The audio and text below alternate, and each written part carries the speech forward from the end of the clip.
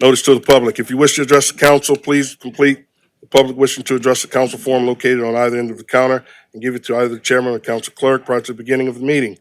All comments must be addressed to the council as a whole. Addressing individual council members and/or staff is not allowed. Speakers should be courteous in their choice of words and/or actions and comments shall be limited to the issue and cannot involve individuals or staff-related matters.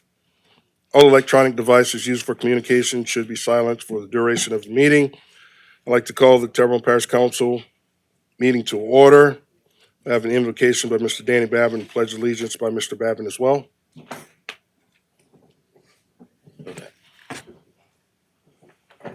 Everyone stand and bow your head. Dear Lord, give us the strength to do what's right for Terrebonne Parish, to keep all of our citizens in mind, and to help make this parish prosper. We ask this in your name, Jesus Christ. Amen. I pledge allegiance to the flag of the United States of America and to the republic for which it stands, one nation, under God, indivisible, with liberty and justice for all.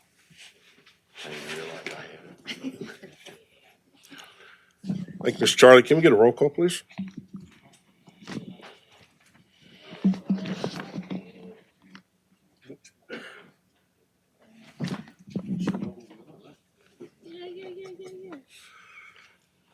I'm sorry, y'all. You good? I was in the middle of something.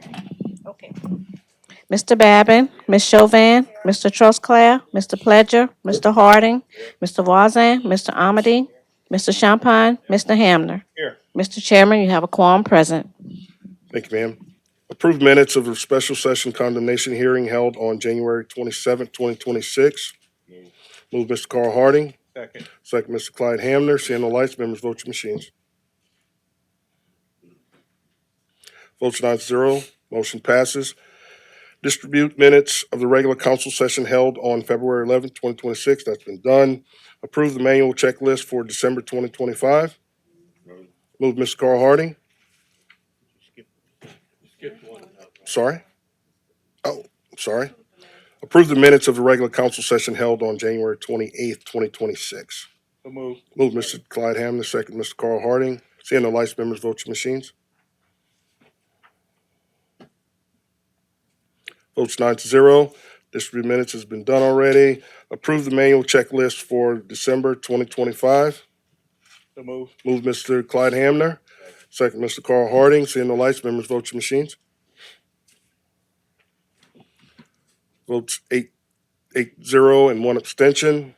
Approve the accounts payable bill list for February 23rd, 2026. So move. Move Mr. Clyde Hamner, second Mr. Carl Harding. Seeing no lights, members vote your machines. Votes 8-0, one abstention. Approve the manual checklist for January 2026. Move. Move Mr. Clyde Hamner, second Mr. Carl Harding. Seeing no lights, members vote your machines. Votes 8-0, one abstention. General business. Item A, proclamation proclaiming the month of March 2026 as Problem Gambling Awareness Month in Terrebonne Parish. Mr. John Amity. Thank you, Mr. Chair. It is my pleasure to be able to read this proclamation. City of Houma, Louisiana, Parish of Terrebonne, a proclamation. Whereas problem gambling is a public health concern affecting millions of Americans of all ages, races, and ethnic backgrounds, and whereas problem gambling has a significant societal and economic cost for individuals, families, businesses, and communities, and whereas problem gambling is treatable and treatment is effective in minimizing this harm to both individuals and society as a whole. And whereas numerous individuals, professionals, and organizations have dedicated their efforts to the education of the public about problem gambling and the availability and effectiveness of treatment, and now therefore be it resolved by the Terrebonne Parish Council on behalf of the Parish President, Jason W. Bergeron, and the entire Terrebonne Parish Consolidated Government, that the month of March 2026 be hereby proclaimed Problem Gambling Awareness Month in Terrebonne Parish, and that all citizens be encouraged to support the National Council on Problem Gambling and other agencies in their efforts to mitigate gambling-related harm from nationwide. Presented this 25th day of February 2026, and is signed by Parish President Jason Bergeron, Council Chairman Brian Pleasure, and endorsed by the entire Terrebonne Parish Council. We have someone here to receive this?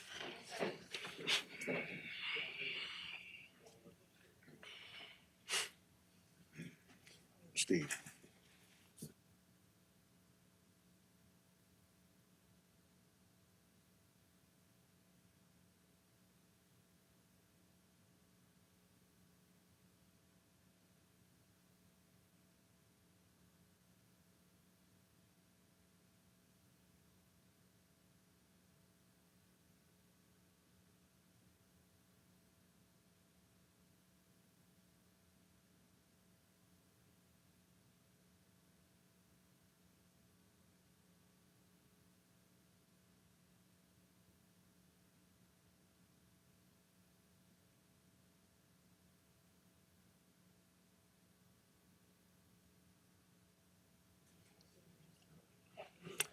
One second, ma'am, we'll get your mic turned on.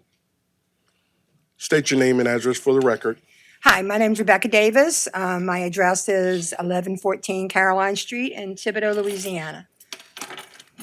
Go ahead. Okay, I work for South Central Louisiana Human Services Authority. And I want to thank the council very much for this proclamation for gambling. Gambling is a very serious issue for all of the country, but especially it's more serious in Louisiana. There's about 4 to 6% of the population in Louisiana that are problem gamblers.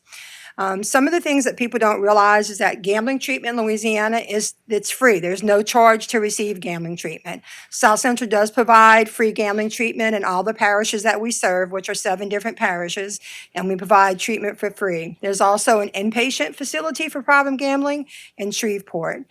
So we appreciate your support and thank y'all very much for this. Thank you. Thank you. Item B, resolution approving the holdings of an election in Recreation District Number 9 of the Parish of Terrebonne, State of Louisiana, on Saturday, June 27, 2026, to authorize the renewal of a special tax therein. Move Mr. Danny Babin. Second, Mr. Carl Harding. Seeing the lights, members, vote your machines. Votes 9-0, motion passes. Item C, recognize the loss of Constable Daniel Trahan, who passed away on Saturday, February 7th, 2026, at the age of 77. Ms. Kim Chauvin. I would like to take a moment to recognize the recent passing of Constable Daniel Joseph Trahan, a man who faithfully served the people of Chauvin and Terrebonne Parish for many decades. Constable Trahan dedicated his life to public service, law enforcement, and the safety of our community. His steady presence, commitment to the law, and care for the people he served made a lasting impact on generations of residents. Out of respect for his family and to properly honor his lifetime of service, the Terrebonne Parish Council District 8 will be presenting a formal proclamation at our March 11th meeting, where his family and members of the law enforcement community will be invited to join us as we recognize his legacy. Tonight, the matter before us next is a necessary administrative step to ensure continuity of service for the residents of Ward 7. While this action is required so that the duties of the office continue without interruption, we do so with deep respect for the years of dedication Constable Trahan gave to this community. His service, his character, and his legacy will be honored in full at our upcoming meeting. So I would like to take the time to say a prayer for their family. So I would ask that you bow your heads in prayer for the late Constable Trahan. Heavenly Father, we come before you with humble hearts as we remember the life of Daniel Joseph Trahan, a devoted servant, a protector of his community, and a man who lived with honor, integrity, and compassion. Lord, we ask that you wrap your loving arms around his beloved wife, Miss Maybelle, his children, grandchildren, great-grandchildren, and all who loved him. Comfort them in their grief, strengthen them in their sorrow, and give them peace in the days ahead. We thank you for the life he lived, for his years of service, his steady presence, his wisdom, and the care he showed to others. Thank you for the legacy he leaves behind, a legacy of faithfulness, respect, courage, and a heart that always sought to help others find the right path. Grant his family comfort in their memories, strengthen their love for one another, and the assurance that his life made a difference in countless lives and in the community he served so faithfully. Lord, bless those who continue his work of service and protection. May his example inspire others to live with the same dedication, humility, and sense of duty. And now we entrust Daniel into your eternal care. Grant him rest, peace, and the reward of a life well lived. In Jesus' name we pray. Amen. Thank you.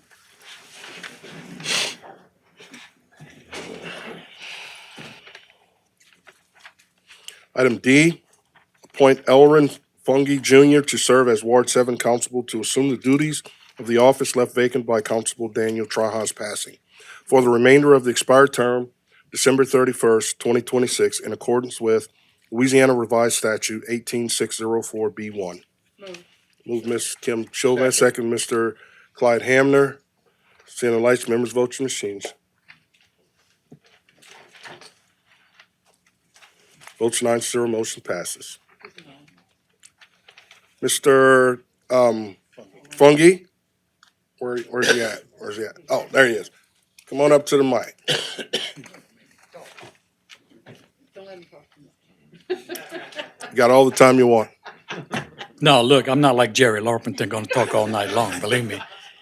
I want to thank, Kim for calling me, and Connie she's late, but she just walked in. I've been in law enforcement 27 years. I've been retired since 2009. And I think a whole bunch of people knew me on the board and says we can't get rid of me. So, I'm sorry. But yeah, thank y'all. And I'm gonna try to do a good job, man. So, and my name is Elrin, not Erlin, like somebody said on Facebook agenda this morning. I got Jason. Hold on, don't leave. We want to talk now. Oh, Hold and on, it's Danny Babbitt. Peanut. Everybody knows me as Peanut. That's what I was Nobody waiting knows on. my I real was name. waiting on Look that. at him. Go ahead, Mr. I Danny was Babbitt. just gonna ask you, can we call you Constable Peanut? Okay. Let me tell you, I had people calling me at the sheriff's office asking for Detective Peanut. So, Okay. yeah. Retired Detective Constable Peanut, thank you. Congratulations, all right? There you Okay. go. All right. That's going to be Mr. a long name tag. Huh? There you go. Mr. John Amity. Thank you, Mr. Chair. And I was talking to Peanut before, and I said I knew we could figure out a way to get him out of retirement. So again, congratulations. Well, I'm thank you. sure the community is going to benefit from the work that you're going to do down there because your background and your history really fits the job. So when it comes time to run again, get out there and do it again because I think the people deserve someone like yourself to follow a great man like Mr. Traha. Yep. Thank you, man. Peanut. Thank you, sir. Mr. Chauvin. I want to thank you for taking the call that night and for allowing us to appoint you to this position. I know that there's a lot going on. So I would ask Michelle, is there someone to guide him in what he needs to do, like after this appointment? Because I'm sure that there's probably a few things that he needs to be done, but he needs some guidance on that part. Yes, ma'am. So his best assets are going to be the other justices of the peace and the other constables in the other districts, and even his own justice of the peace that they've been around a while and they know the ropes. And if he ever has any questions, he's welcome to call my office. He'll keep you talking. Gotcha. It's just- I'll help you out. All right. Thank you. Thank you, guys. Yeah, I thought you were calling me to get a street light fix or something. Thank you. Congratulations, sir. All right. Item number 2, public wishing to address the council. In accordance with Section 2-07E of the Terrebonne Parish Home Rule Charter, the public will be heard and can speak for 3 minutes on any matter related to parish government without discussion or questions and answers on non-agenda items. I have several speaker cards here. Number 1, Ms. April Wallace, a Houma resident, wishes to address the council regarding respect from administration when parish council members are speaking and billing of utilities. Ms. Wallace?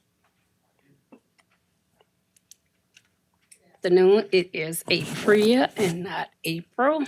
I'm sorry, Ms. April Wallace. I want to discuss about the utility. I went up to pay my utility bill, and I find it was kind of high. So I asked the young lady, was that amount for 2 months? She said no. So I asked her, She said, well, you know, the weather got a lot to do with it, and I understood that. And I asked her, is it for everyone who have, you know, city, the utilities? She said, yes. I said, so everyone, I said, well, how many days is it for? She said, for 34. I said, so everyone is on 34 days. She said, yes. So I said, no, that's not true. I already questioned someone, and theirs is 32. So she said, it all depends on where they live. And I don't think that's appropriate. It shouldn't matter where you live. And she asked me where the person lived. I said, in Summerfield.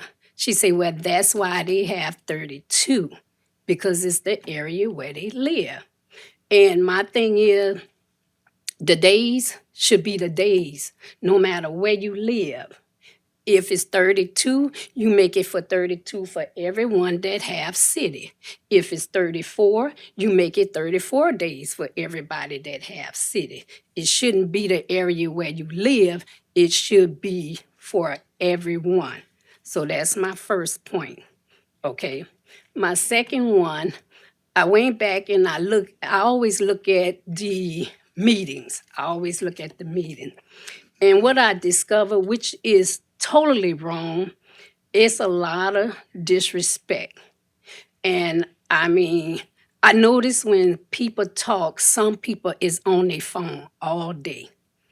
And my thing is, if nobody ain't dead in your family, you should not be on your phone. It's okay if you get an emergency, but to be on your phone texting while someone, and these are the members up there and here, that's texting. And to me, that's very disrespectful. And if you all go back and look at some of these tapes, you will see where people are texting. And one of the point was when Mr. Harding was talking, it's a lot of texting going on. And it was about Black history. That is very disrespectful to be texting. I listen to everyone when they talk. I don't get on my phone because I might miss something. So I want to hear what everybody have to say because it may be important to me or to the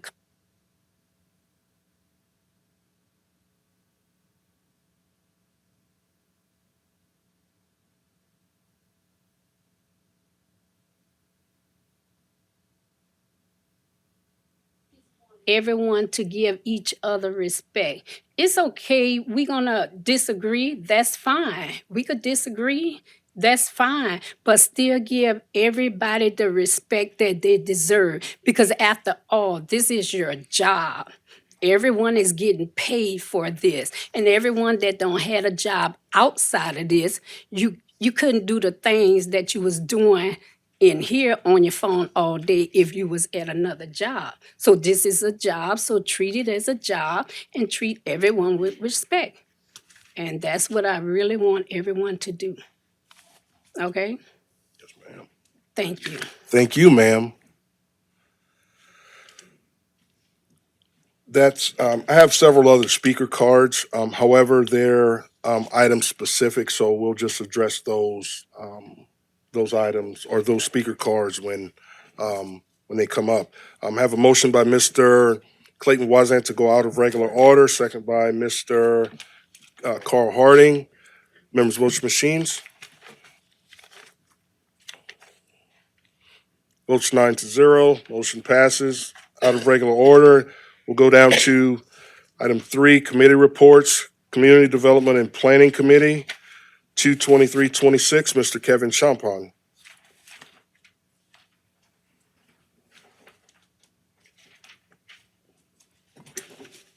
All right.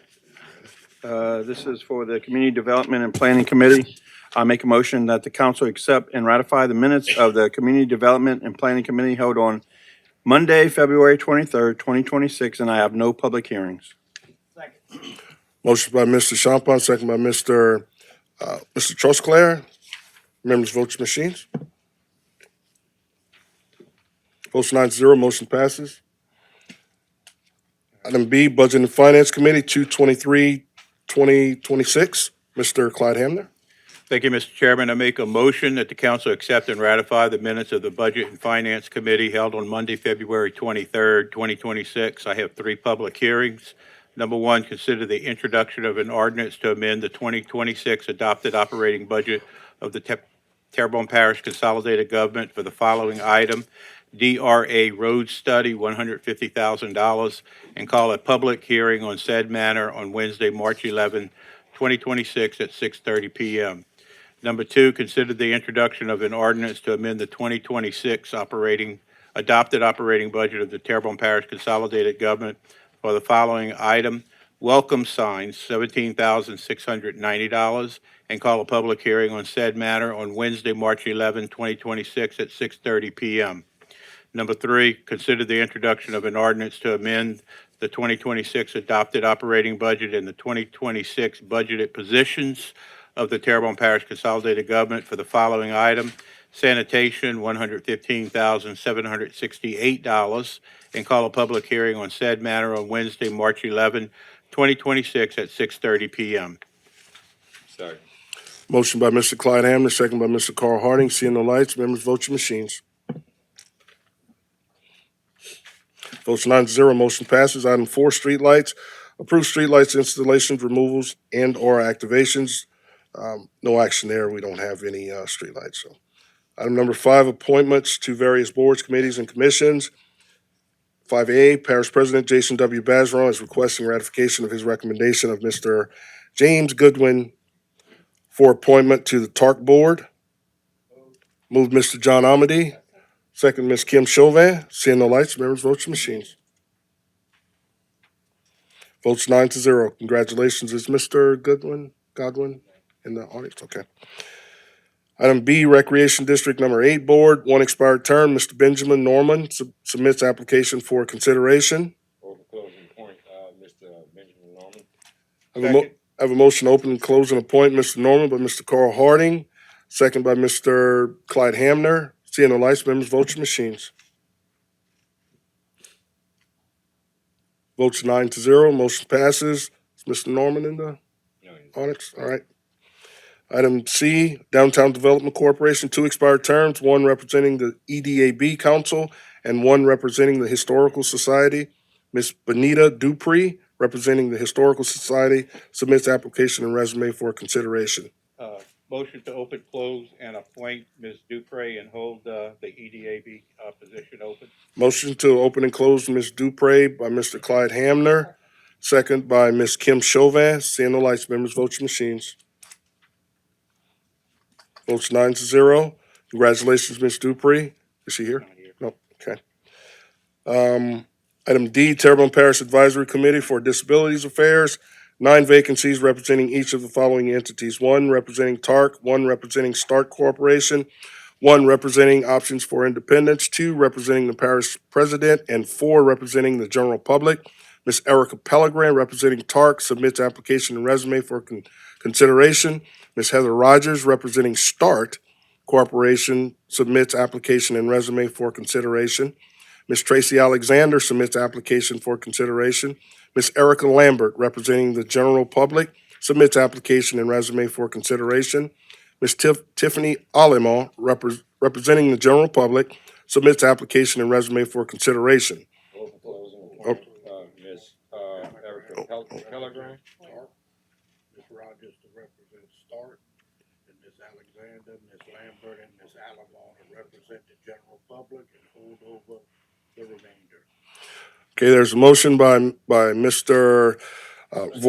Voisin, second by Mr. Carl Harding to appoint Ms. Pellegrin, Ms. Rogers, Ms. Alexander, Ms. Lambert, Ms. Alimon, and hold the others over.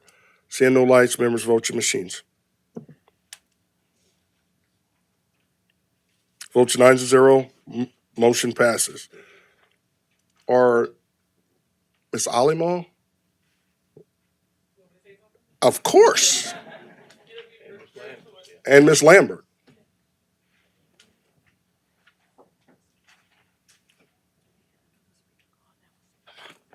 Good evening, council men and women.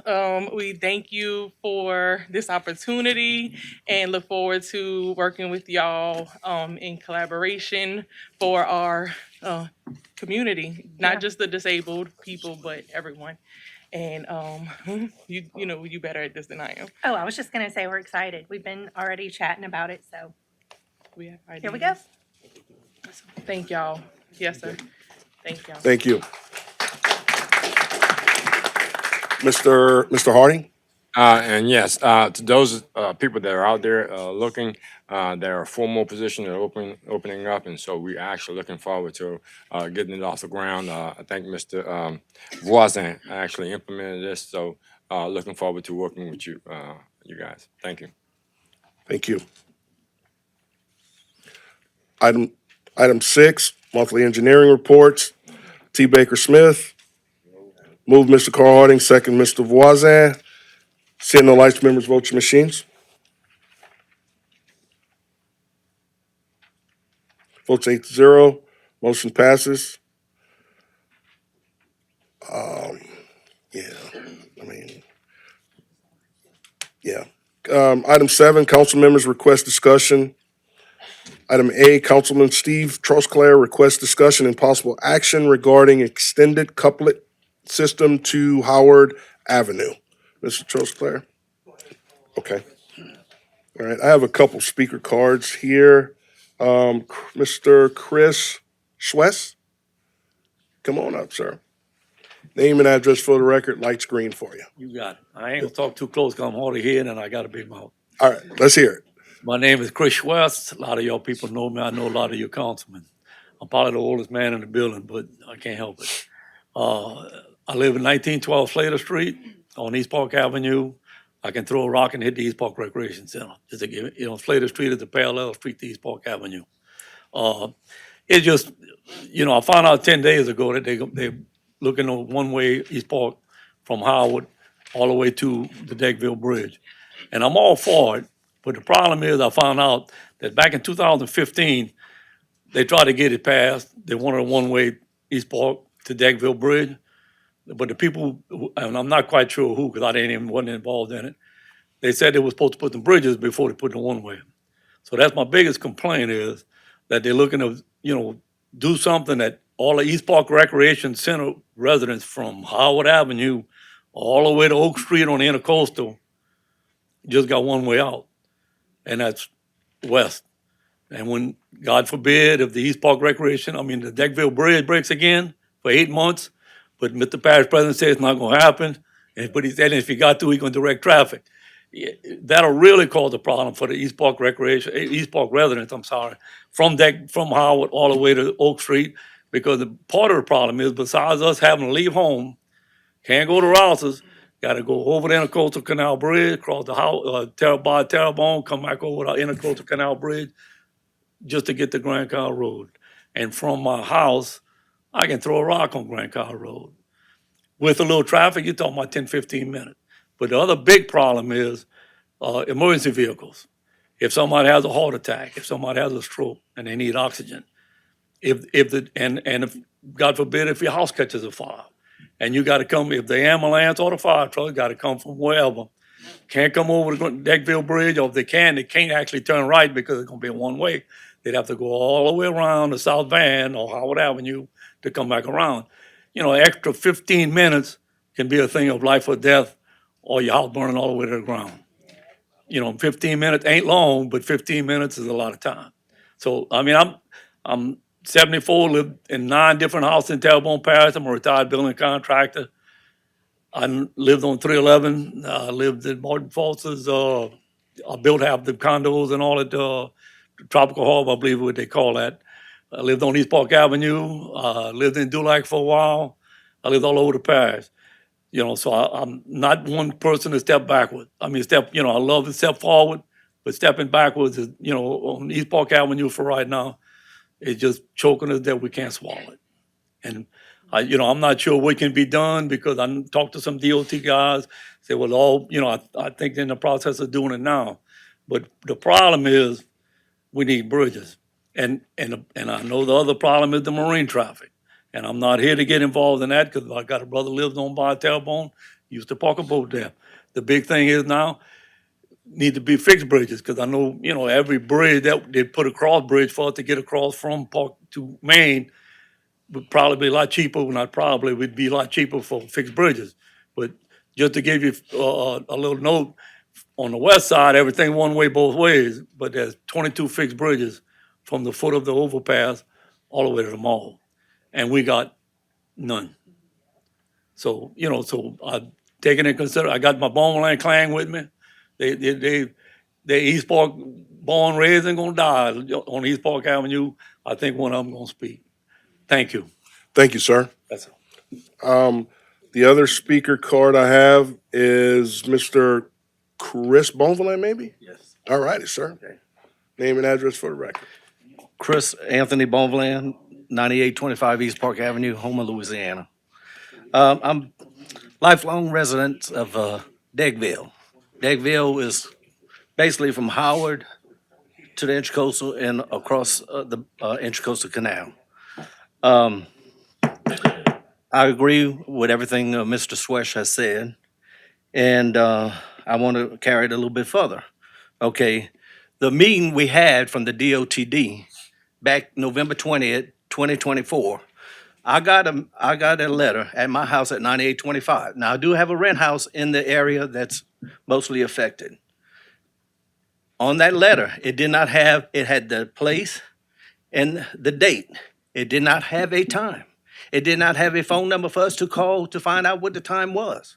I had to call my brother, who is the president of the East Park Community Center, and ask him, because the meeting was being held there.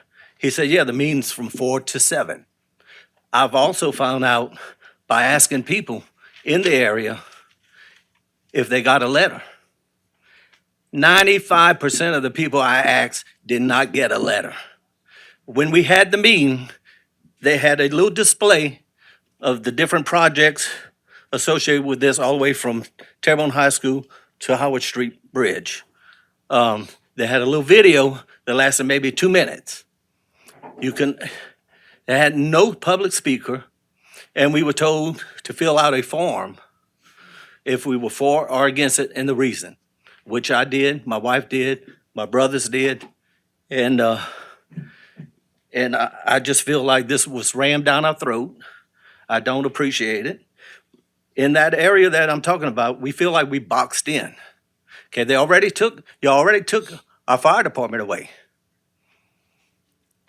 That, I believe the property that it was sitting on was donated by the East Park Volunteer Fire Department. And so in case of emergency, like he was saying, you have fire, police, or ambulance. My mother was ill at the time when I went to the first meeting. She has since passed recently. But anyway, I feel that, Take your time, sir. okay, thank you. Take your time. That if something happened, okay, right now, if an ambulance had to get there, they would have to go to Howard Street Bridge. If the Howard Street Bridge, since it's a navigable waterway, if it was closed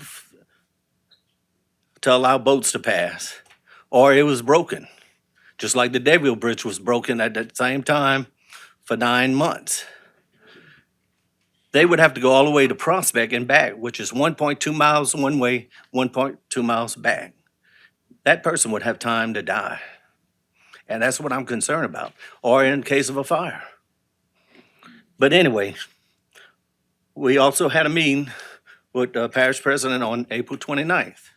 Okay, I said, it sounded like to me, well, they were saying that the fire department, the police department said they would go against the traffic if they had to get to a residence. That's fine and dandy. The ambulance department, I said, well, I could see, maybe the police department doing that, or maybe the fire department, but I cannot see Canadian ambulance doing that. So I asked a guy that was representing Canadian ambulance at that meeting. I said, Sir, I said, what would you have to do if you went to Howard Street Bridge and it was closed for either repairs or just to let a boat pass? He said, I would have to go all the way to Prospect and back. I think that's unfair to the people that lives in this little community. There is quite a few people that so we only have one bridge to cross to get to anywhere else on the east side of Houma is the Deggville Bridge at Grand Collier Road.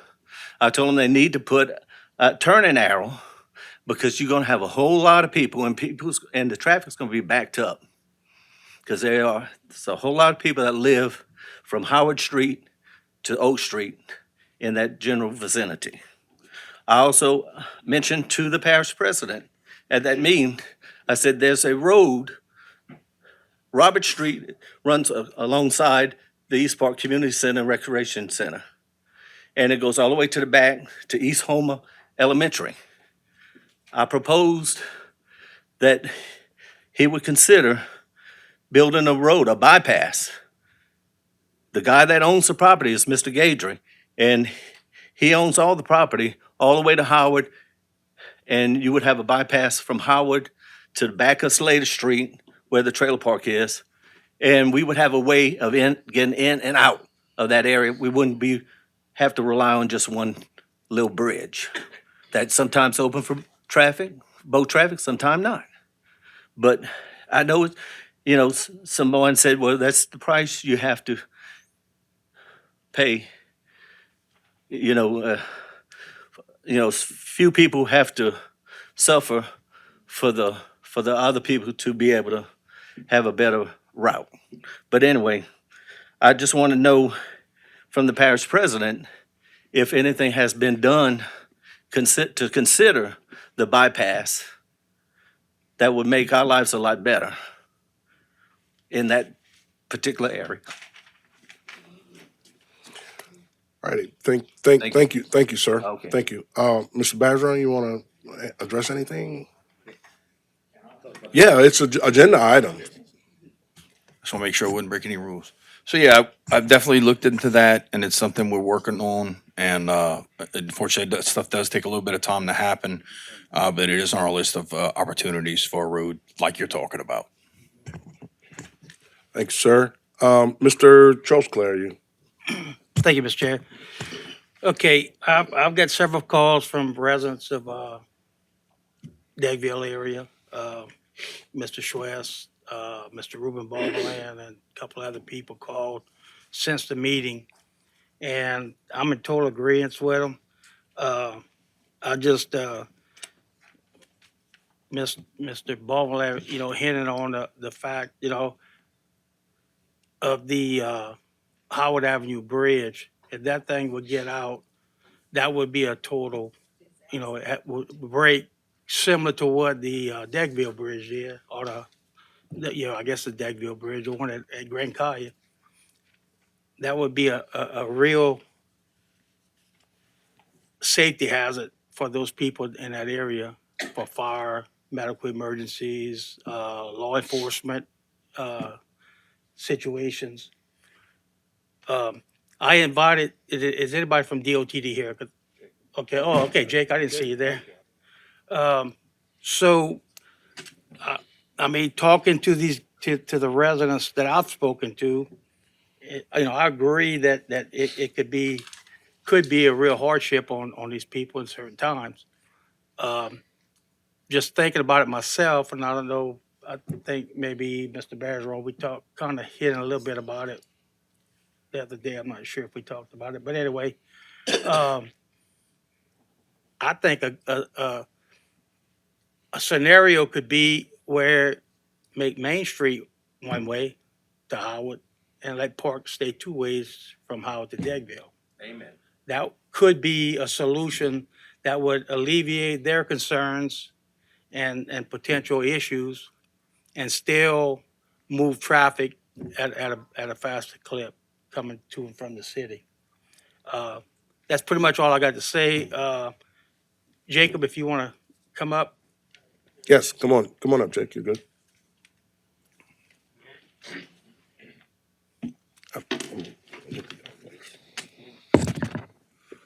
Name and address for the record, sir. You want my personal or work address? Work, Does it works matter? fine. Jacob Orcal, DOTD, 5056 West Main.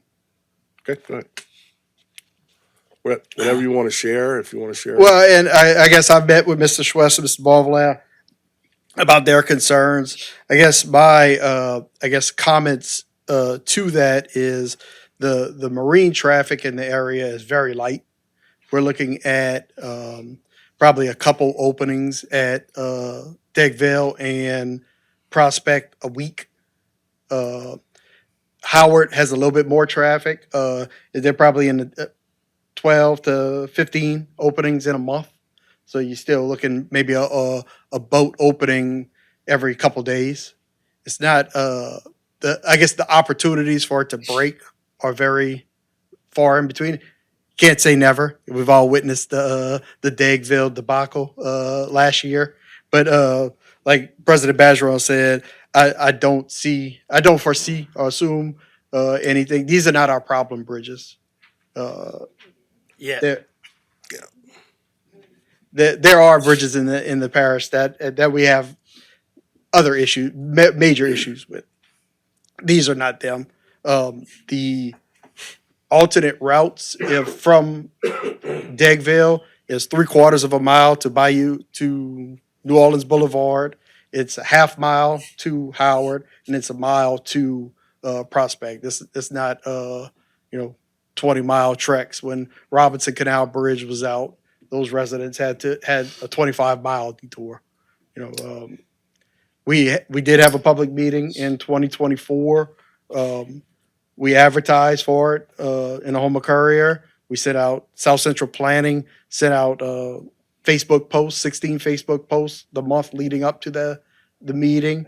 We sent out 100 letters to various residents. We had signs at the community center. We tried to notify as many people as we could for this meeting.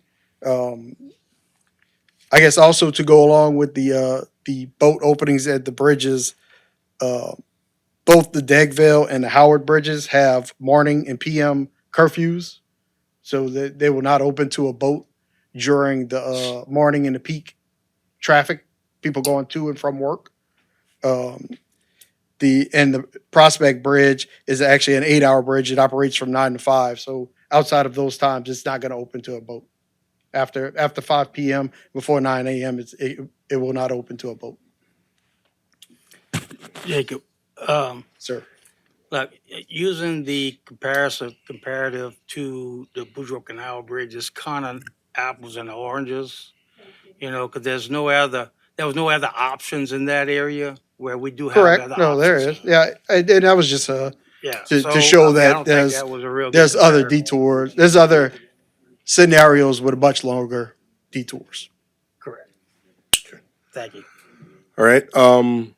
If you guys, Mr. Harding? Yeah. I guess we're good, Mr. On-Cal. Yeah, we're good. I can just make a general. Unless Mr. Chauvin. Okay. Yeah, no, I'm not good. I need to Go talk. ahead. Go ahead. Yeah, it's nothing directed to you. That's what I all mean? right. So I won't ask you any questions. I just want to make a statement. So Okay, go. unless Ms. Chauvin wants to ask you, she may. Yeah. He mentioned Boudreaux. All right, Mr. Harding, Yeah. you like you saying? Yeah, I You want want my, no. Oh, you want to go now? Yeah, well, she's talking about Boudreaux. No, I'm not. No, I'm talking about this. Go ahead, it's your turn. Okay. First of all, I kind of go along with the lines of Mr. Trusclair. If the Dagville Bridge opens up twice a year, if it breaks one time, it can be out for 9 months. The other part about that, the scenario is that Mr. Bonvalin had made mention is the possibility of perhaps tabling it such until we figure it out and see how DOTD and the parish government with the possibilities.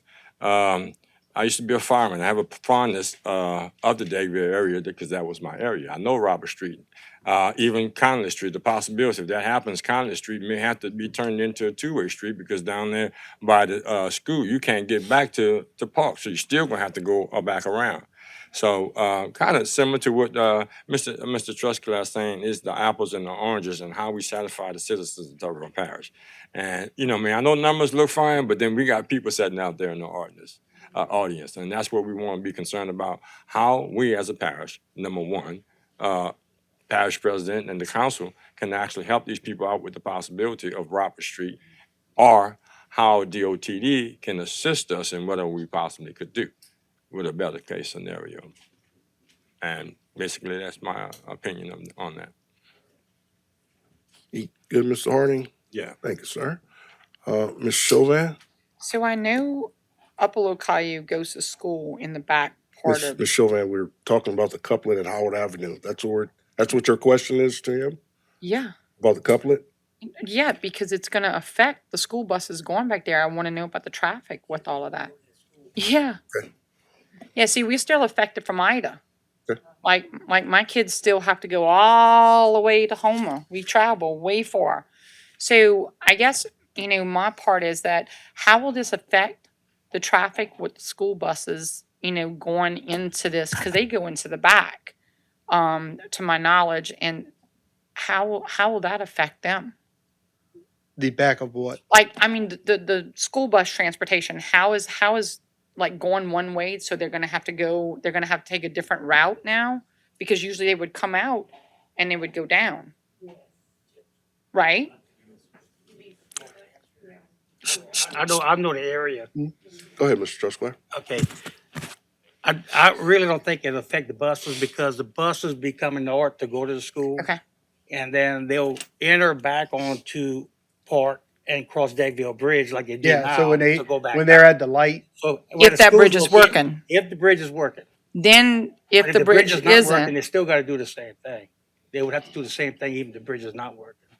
Whether it's. so imagine it'll just be exactly like the west side with Oh, I traffic. see what you, yeah. yeah, you understand what I'm saying? Like, are we gonna put more time on the bus? These kids are already coming all the way You're down right. from If the bridge is Chauvin. out. So I do have to take that in consideration when I'm looking at this. Because it's affecting like a lot of kids if that would happen. And look, I know that the Deckville Bridge is fixed now, but I'm gonna tell you, I don't have much confidence in our bridges. Just because of what I know and how long it takes to get things. So I'm a little worried about that part of it in case something would go wrong. We have a lot of kids that are still stuck coming all the way to home instead of Chauvin, unless they hurry up and build our school. DOTD can't control that. But anyway, All right, All you right. good, Ms. Chauvin? yeah. Mr. Trustclair? Jacob, one thing, this determination was made by traffic studies. What were the advantages or disadvantages? I'm sure it was done by traffic studies. Yeah. Well, we had to model the intersections to make sure it didn't get worse. I guess what's the question? What's the advantages of doing this? So the advantages are, I guess, in the current existing system, if someone would go the wrong way, past the couplet, in today's situation, they'd find themselves, head on the elevated bridge structure with no outlet. Whereas with the new scenario, they would be on the on-ground stretch between Howard and Deckville with a shoulder, with driveways, with a bailout location to avoid a head-on collision. But what's gonna stop a vehicle crossing Deckville Bridge, taking a ride onto the oncoming traffic on overpass now? You're still gonna have that situation. Well, I mean, someone could always go against the traffic rules, but I guess it's moving the end of the couplet to Howard instead of I Deckville. totally understand, but I was trying to figure out in my It- head what's the advantage. It also moves a lot of the truck movements that are at Deckville today, the turning right to Howard, which is a bigger intersection. So they would jump less curves, do less damage to those concrete curbs that break and eventually cause rocks to fly up to windshields, stuff like that. And then there's residents pulling out of driveways on Park will now be pulling out, taking a right, only looking one way. They won't have to check traffic both ways. Okay, thank you. Mr. Trosclair, Mr. Voisin. Thank you, Mr. Chair.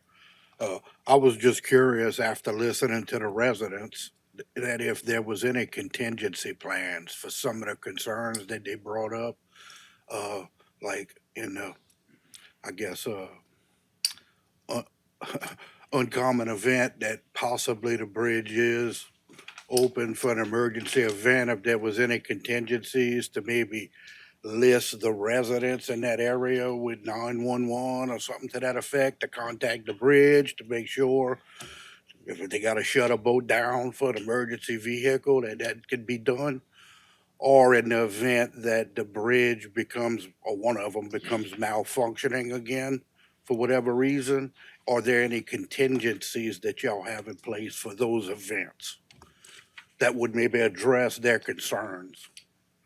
No, not at this time. We don't have anything planned where we would revert traffic back to two-way traffic or Yes, anything sir. like that. That could be looked at. Should we have a catastrophic event where a bridge would be out for an extended period of time? I mean, that could always be looked at. Yes, sir, and I'm just trying to, Yeah, you know, understood. find a way to, I mean, what's being done is being done. To try to find a way to alleviate some of the concerns of the citizens in that area. And I think some contingencies are possible. And I guess for the record too, I know it was discussed by, I think Mr. Bovelat, we are putting a left arrow at the Deckville intersection. Thank you, sir. I appreciate you coming. Thank you, Mr. Voisin. Mr. Babin. Yeah, Jacob, the point that Steve, Mr. Trosclair brought up about possibly one-weighing the Main Street side and two-weighing the other side, has that even ever been explored, discussed from DOTD? I think it's a great idea. I say it's a great idea. People are going to take a while to get used to a couplet. Look, I'm old enough to remember when they did the couplet. Okay, so and I know how it was. We all had to get used to it, but to me, this seems like that would be a possibility that we could relieve some of the residents' concerns right off the bat and not create a traffic situation. Because I think, and I don't know for sure, I think the majority of the traffic comes from the twin spans going towards the airport rather than coming from Howard Avenue, let's say, going towards Homer. Am I making sense with that? Yeah, and I don't know off the top of my head what the traffic Yeah, numbers and are. I'm not And- asking you to quote those. No, I understood. I think the splitting the couplet would potential create more problems than good because the public I don't think I don't know if it was entertained. I don't know. I think splitting the couplet may create more issues than it would help.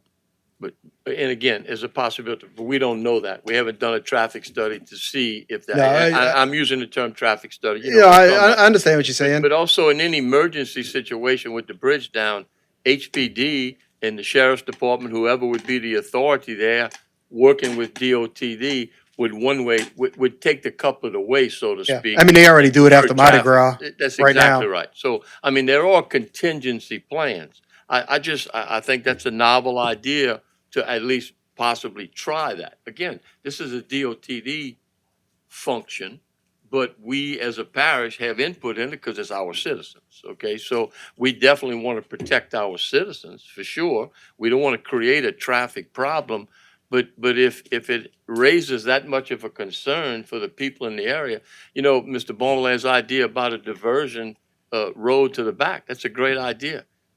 That costs a lot of money. And I'm not trying to put money over people's lives. Please don't understand that. Please understand that. But what I'm saying is that doesn't happen overnight either. So if we did this couplet system and then we agreed that we were going to do that, it might be 2 or 3 years before that is done. So I think people are looking for something just as kind of a buffer. And possibly this idea of one way in one side and two way in the other might be at least a possibility for DOTD to look at. So, thank you. Mr. Babin. Mr. Champagne. Hey, Jim, thank you for coming. A quick question. When, I know this process probably started in 2014 or even longer than that. When was the last time y'all actually looked at a study of the traffic flow? Because things have, I'm sure it's changed since 2026. We're in 2026 now, so has that been looked at? Like, how long has it been? Yes, I believe one was done in 23, 24 when this project came to life. Okay, and so then, the recommendation at that time was to do this Correct. because of, do we know how many traffic accidents has happened on the bridge? Uh, Or any stoppages No, not off that the top have of my actually head. occurred? Okay. That's all I want to know. Thanks. Thank you, Mr. Champagne. Mr. Babin? Back on. Yeah, one other thing, I did not attend the meeting in that area in 2024, okay? But there was one maybe 10 years ago, 12 years ago at East Park Recreation. And at that particular time, okay, and I know times have changed. At that particular time, they decided that the couplet system would not be a good idea because they needed a bridge because of the distance between the two. So that was brought up at least 10 or 12 years ago when I was on the council. And again, times have changed, as we all agree, and traffic patterns have changed. But again, I think what we're looking for and the residents are looking for is just some kind of buffer. If we can work ourselves into it down the line, it would be better than just, as someone said, ramming it down our throat right off the bat. And I'm not saying I'm against it. I'm just saying that we have a lot of concerns, and those are legitimate concerns. So we're asking DOTD to keep that in mind. Thank you. Thank you, Mr. Babin. Seeing no further lights, I guess if you don't have anything else, Mr. Uncal? I'm good. All right, we're good. You're good to go. Thank you, sir. We have a motion by Mr. Voisin to go back into regular order, second by Mr. Clyde Hamner. Members, vote your machines.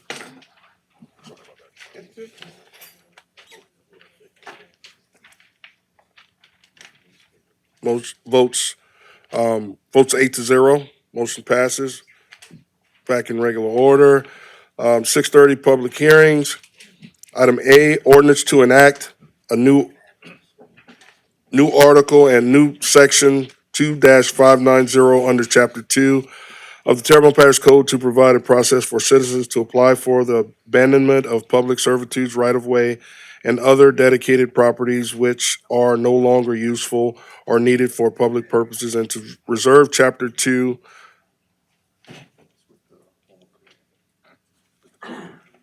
Huh? Oh, I was counting. Reserve chapter 2, Article Roman numeral 18, section 2-571 through 2-589. I was counting. All right, thank you. I appreciate that. Inside joke, everybody else. Consider the adoption of the ordinance. First call public. I know we have a speaker card on that. Second call public. Okay. Name and address for the record, sir.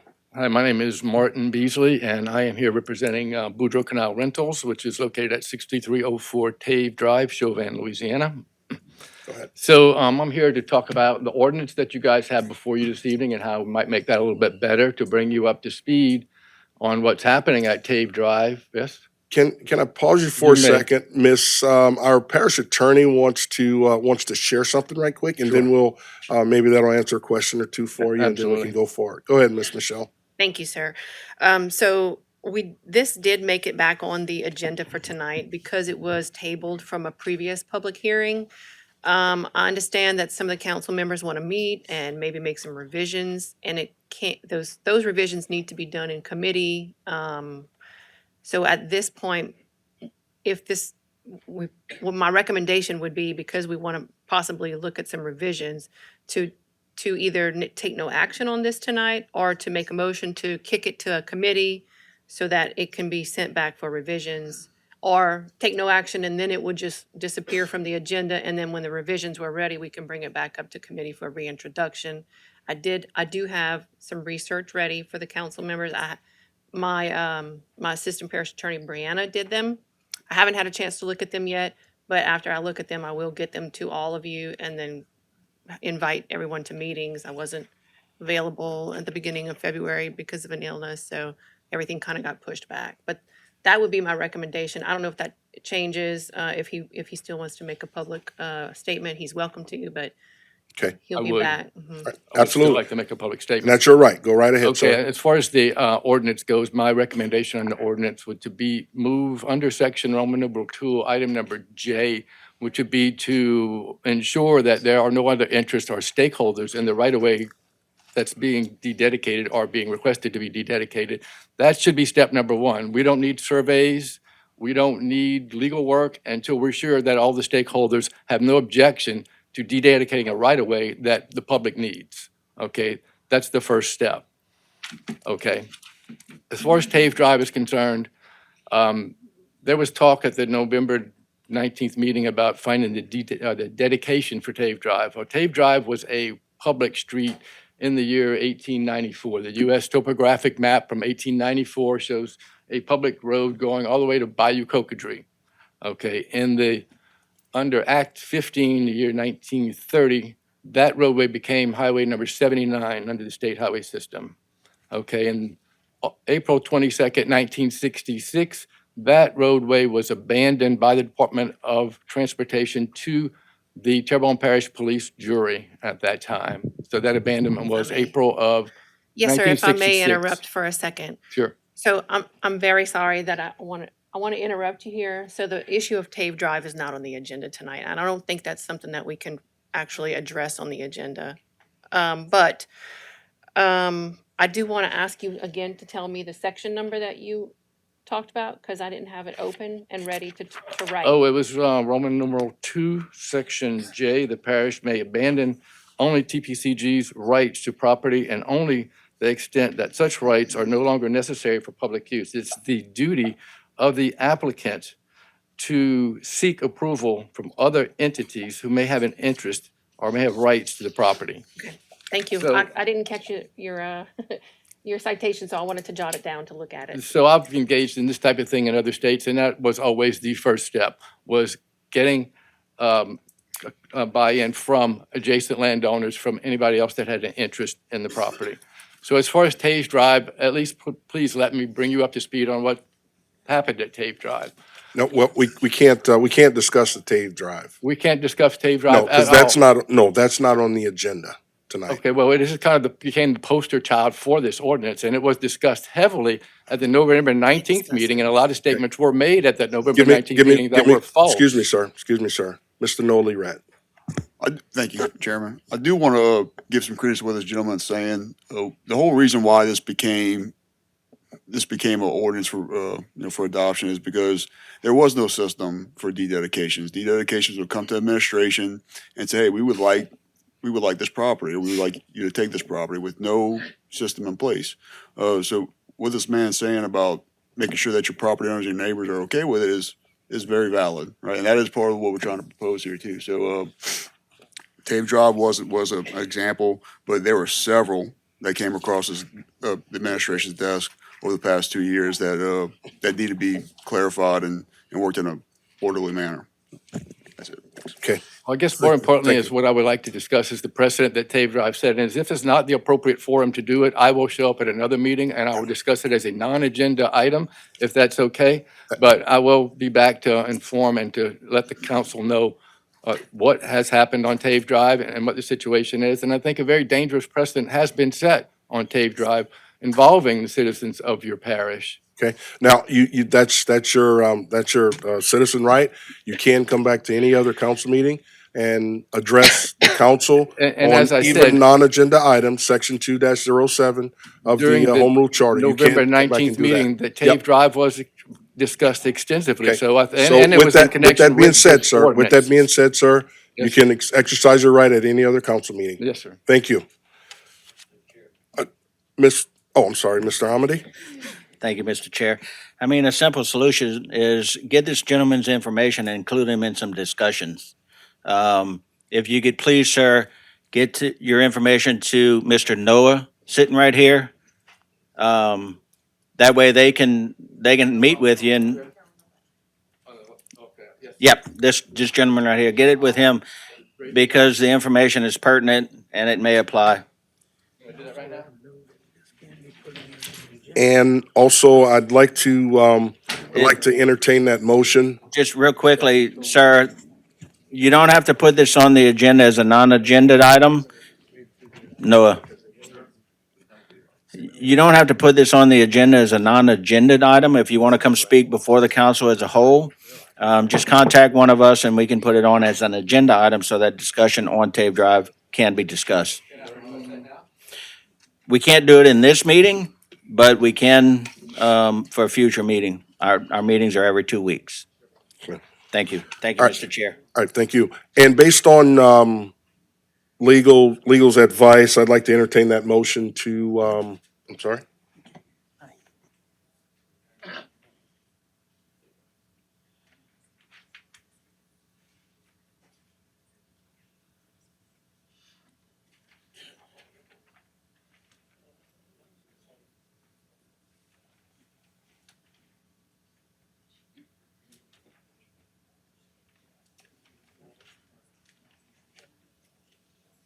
Hey.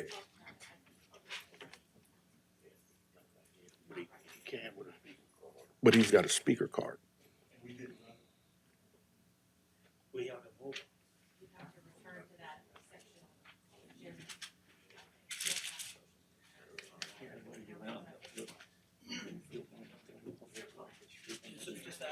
Yeah, I'm just letting him speak. Mr. Okay. Mr. Bergeron? Is that his name? No, not the gentleman who was just here. Beasley, I'm sorry.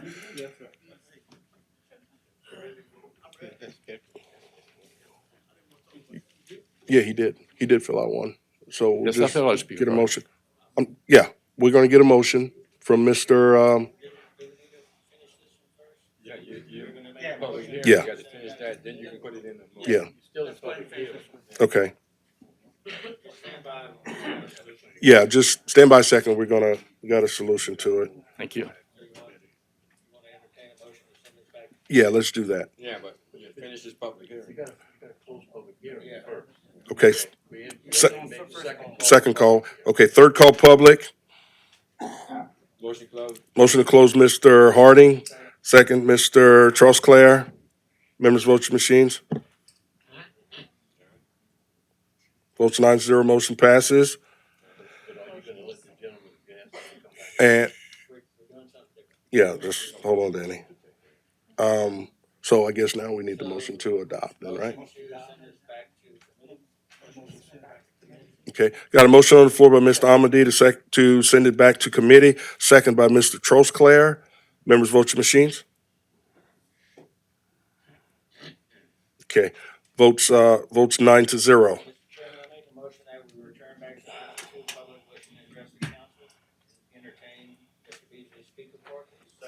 Thank you.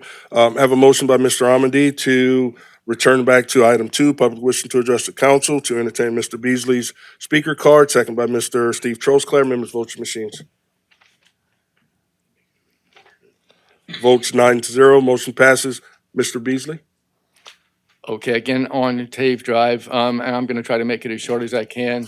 We've been through the motions. We know it's a public street. We know that the Price Brothers asked that it be dededicated, portion of that, that we know that request was denied. The Price Brothers still blocked the street on or before October 11th. They have occupied that right-of-way ever since, even though it is still a public road according to the parish. So I contacted the parish attorney's office when the Price Brothers told me that they had purchased the property and that the parish had revoked the right-of-way for the public road.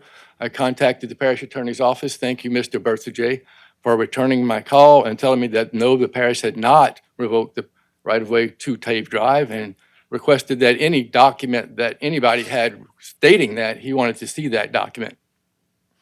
So I asked Mr. Berthaget what I could do. He said, call the sheriff. called the sheriff. The sheriff came out. Mr. Price showed him his deed to the property. The sheriff deputy said, "There's nothing we can do here, sir. It's a civil matter. You'll have to file suit." Okay? Subsequent to that, Ms. Neal sent an email to the council. I got that email. It gave Tave Drive as an example for a street in Terrebonne Parish that could not be dededicated because it's, again, there for public use. I was also in receipt of the declination response from the parish to Mr. Pellegrin, the Price Brothers attorney. All that happened on September 12th, yet that portion of Tave Drive remains blocked today. I brought the additional information to the sheriff's office. I said, "I've got information. The parish attorney says it's a public street. Can we please get the public streets cleared?" The sheriff's office says, "No, I don't care what information you have. It's a civil matter. You're going to have to file suit." What if I don't have the money to file suit? It's $300 an hour for an attorney. Okay, so the parish in this instance has put the responsibility of restoring public use to a public street on me, a public citizen, because that public use is not going to get restored by the parish. So the parish has now set the precedent that we got two properties on the end of a dead-end street. One guy says, "I'm going to take the property. I'm going to take the street. It's mine." The other guy goes to the parish is not going to do anything. If that's an elderly person, they don't have the money to engage an attorney, to file suit in district court to try to get public use of that public property back. But that precedent has been set now on Tave Drive because the parish has refused to defend the public's right to use Tave Drive. And so later, now in the future, if the parish decides, "Oh, we're going to start doing this, we're going to start defending the public's right to use these public streets," well, now it's a selective application of the law. Because now that you didn't do it on Tave Drive, can you do it anywhere legally? Because we have an equal and fair application of the law in this country. So if you're not going to do it on Tave Drive,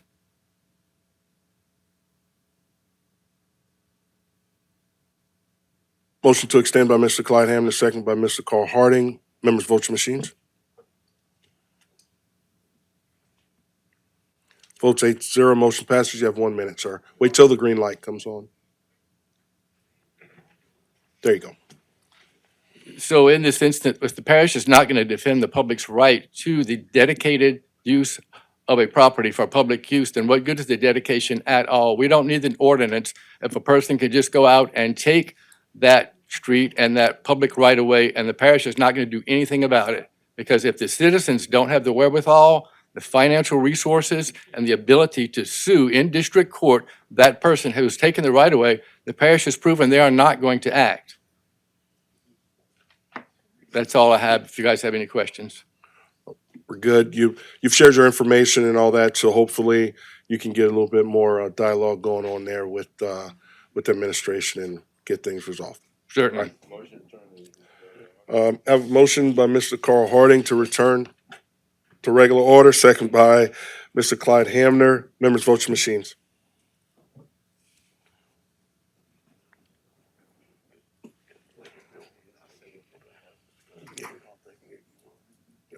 Motion, votes 8-0, motion passes. Item B, an ordinance to amend the zoning map of the parish of Terrebonne so as to rezone from R1 Single Family Residential to R3 Multifamily Residential, 1128 and 1130 and a half Daspit Street, Houma, Louisiana.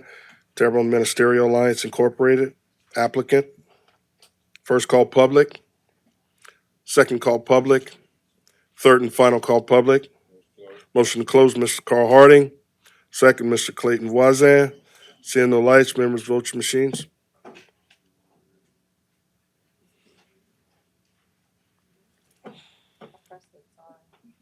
Votes 9-0. Motion passes. Motion to adopt, Mr. Carl Harding. Second, Mr. Clayton Voisin. Seeing no lights, members, vote your machines.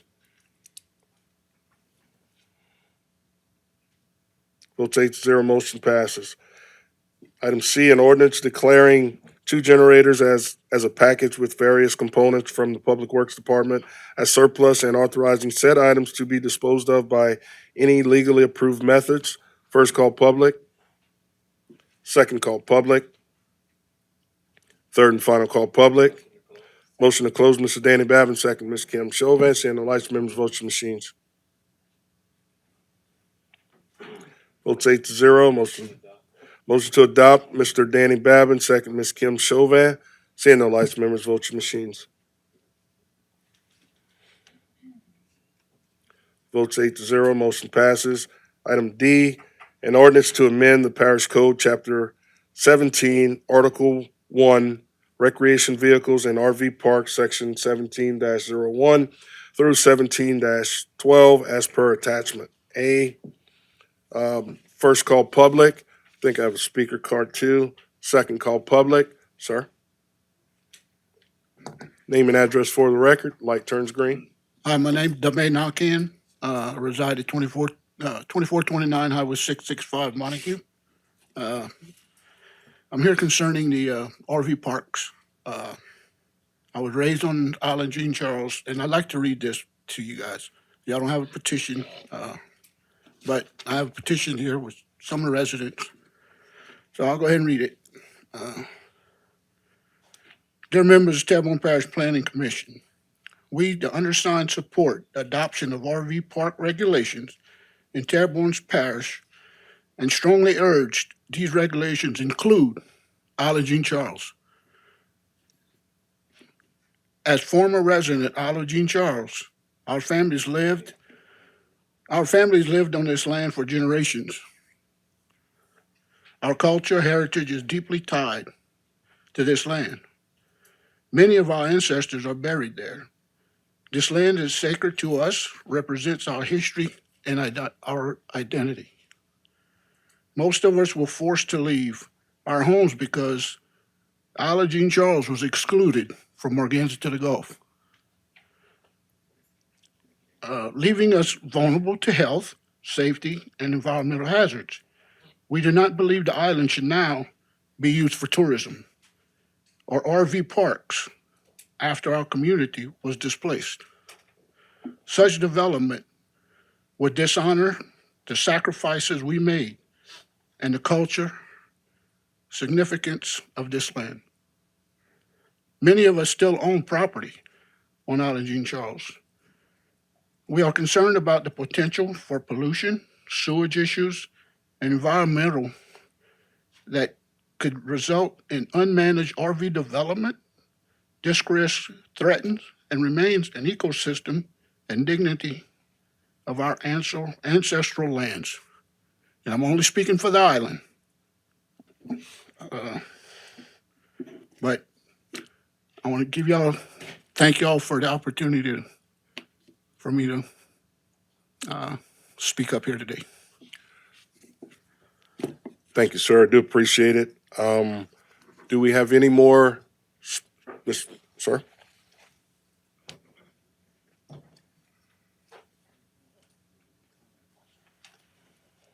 Good evening, Council. Before I start, I would like to tell y'all that I have admitted into the record to Excuse me, Ms. sir. Name and address. Oh, for I'm the record. sorry. My Oh, apologies. you're fine. You're fine. Jesse Billiot, 610 Beatrice Street. I'm representing the Pontchartrain Indian tribe. I'm a council member there.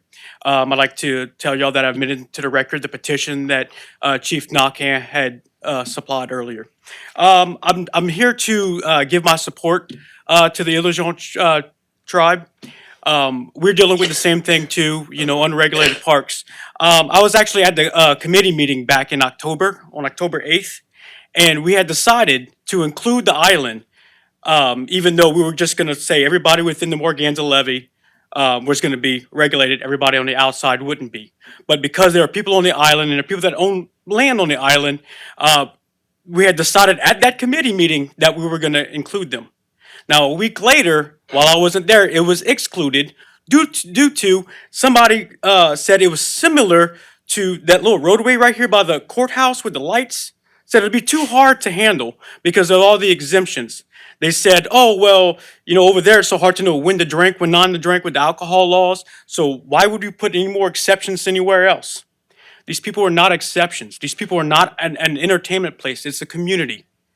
And they were, you can say they signed the paperwork, but they were essentially, the government kicked them off their land. They were told the Island Road was not going to be rebuilt. Island Road has been rebuilt time and time again.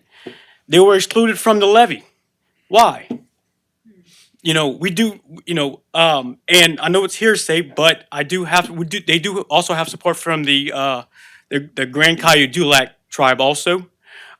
We all see the dangers that these campers can bring to our area. And we're trying to rebuild these communities. And is this the best way to go? Right now, our tribes have rebuilt the school in Pointe-aux-Chenes, which, by the way, Ms. Chauvin, I don't know how old your kids are, if you don't want to drive all the way to Homa, they can learn French all day long. Our French, by the way. Oh, well, my apologies. But we're also worried that, we want people in our communities that are from our communities. We don't want quote unquote weekend warriors around. I mean, yeah, they go fishing and everything, but do they really understand the communities that y'all represent? So this is the same way we all feel. So I'd like to thank you for your support, and I hope that you make the right decision. Oh, I'm sorry. The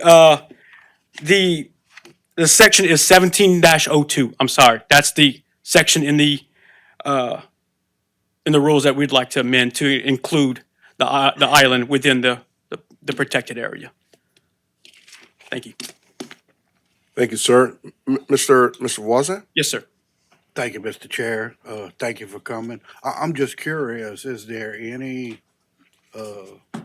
common ground at all with, because I gotta think that the economic development down there should be a factor in y'all minds as well. It is. And And I'm we just wondering, is there any common ground? well, that and y'all we do have other plans to bring in more money. We're actually working on a few projects right now. We're getting grants for and looking at possibilities. When it comes to the campers, I mean, obviously we don't want any at all, but we're not, it not yet, but we may have a lot more government power than we have right now soon once we get federally recognized.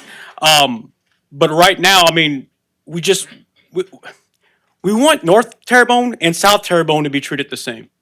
We want them all to be regulated. We don't want sewage going all over the place just because they're on one side of a mound. So Now going by, I'm sorry, I didn't mean to interrupt you. Just a question. Yes, sir. Being you mentioned that, so is the biggest issue that it's unregulated? Is that if it was regulated, it would be different? That's more to the chief's. That's the chief's decision on that part. sir. I think he can give you a better answer. I would say he would tell you no, just because the land is so small as it is. And honestly, because it is so small, there's technically no subdivisions, and I believe it was counted as 10 houses to be considered a subdivision.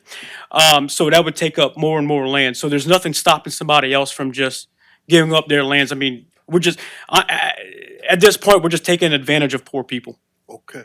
And look, I was just asking to see if No, there no, was some no. common ground from The- an economic Yes, sir. standpoint, and or if it's a hard no. Oh no, yes, sir. And You like I kinda said, answered my we're question. Thank you. we're trying to get a store. Like I said, we got the school going. We have a lot of projects that we'd like to bring back and not just Pointe-aux-Chenes, but we'd like to bring back Montague and Dulac and show all of it. Yes, sir. Thank you. Thank you. Thank you, Mr. Wazan. Mr. Trusclair? Yes, thank you, Mr. Chair. Yeah. Either you or me, I'm not sure. It doesn't make any. You mentioned 1702. So what you're requesting is that you take all these exceptions out of the outside to Morganza, or do you just? Well, currently, if you're outside the Morganza, you're not protected by the regulations. The only regulation not protected by the landscape buffers, the landscaping, the setbacks, and the minimum lot size. Correct, and That's- even still, we want to be treat we want to treat the island the same way. Okay, so you'd want that stricken from Yes, sir. those exceptions. Yes, sir. Anybody? So the same rules. I just want to make sure inside- we're on the same page. Yes, sir. Okay. And I have a couple other issues with the ordinance too. Well, one's a question, and I'm not sure, maybe Mr. Pulaski or somebody would have to answer this one for me. And I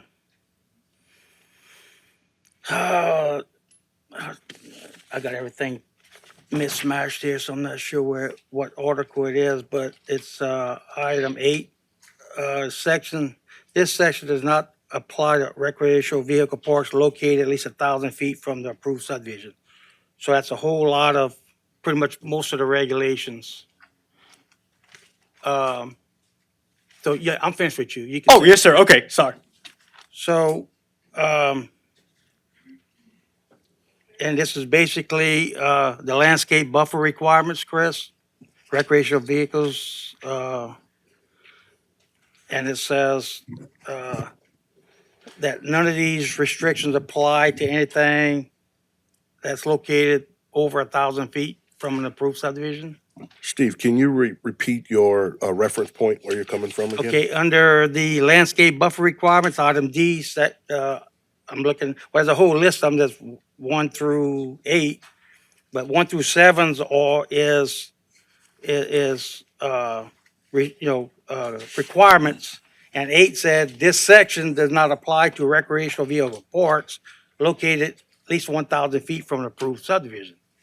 So does that mean that none of these requirements would be? None of the landscape buffer requirements Would be. would be required if the proposed RV park location were 1,000 feet or more from an approved subdivision. And just to piggyback on what was said earlier, an approved subdivision for the purposes of this ordinance would be a subdivision approved by the planning commission, but that would also consist of 10 lots or more. We do a lot of minor subdivisions at the planning commission, creating 2-3 lots from one lot. Right. So those wouldn't count. We're talking about Correct. 10 or more. Designated through, Approved planning. by the planning By commission. planning.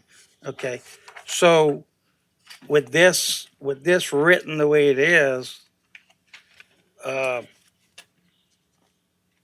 what the people from the island are requesting, really, I'm not seeing how you can make it work as this is written. You'd have to almost take this out to be able to. Right. I mean, if you were to entertain taking out the exceptions identified in section 1702, which is the landscape buffer requirements, landscaping, the setback from the approved subdivision, and the minimum lot size, then yeah, there'd be a ripple effect that we'd have to go and possibly amend or tweak some You'd have other to- portions of the ordinance. They would have to be specifically identified in those exceptions.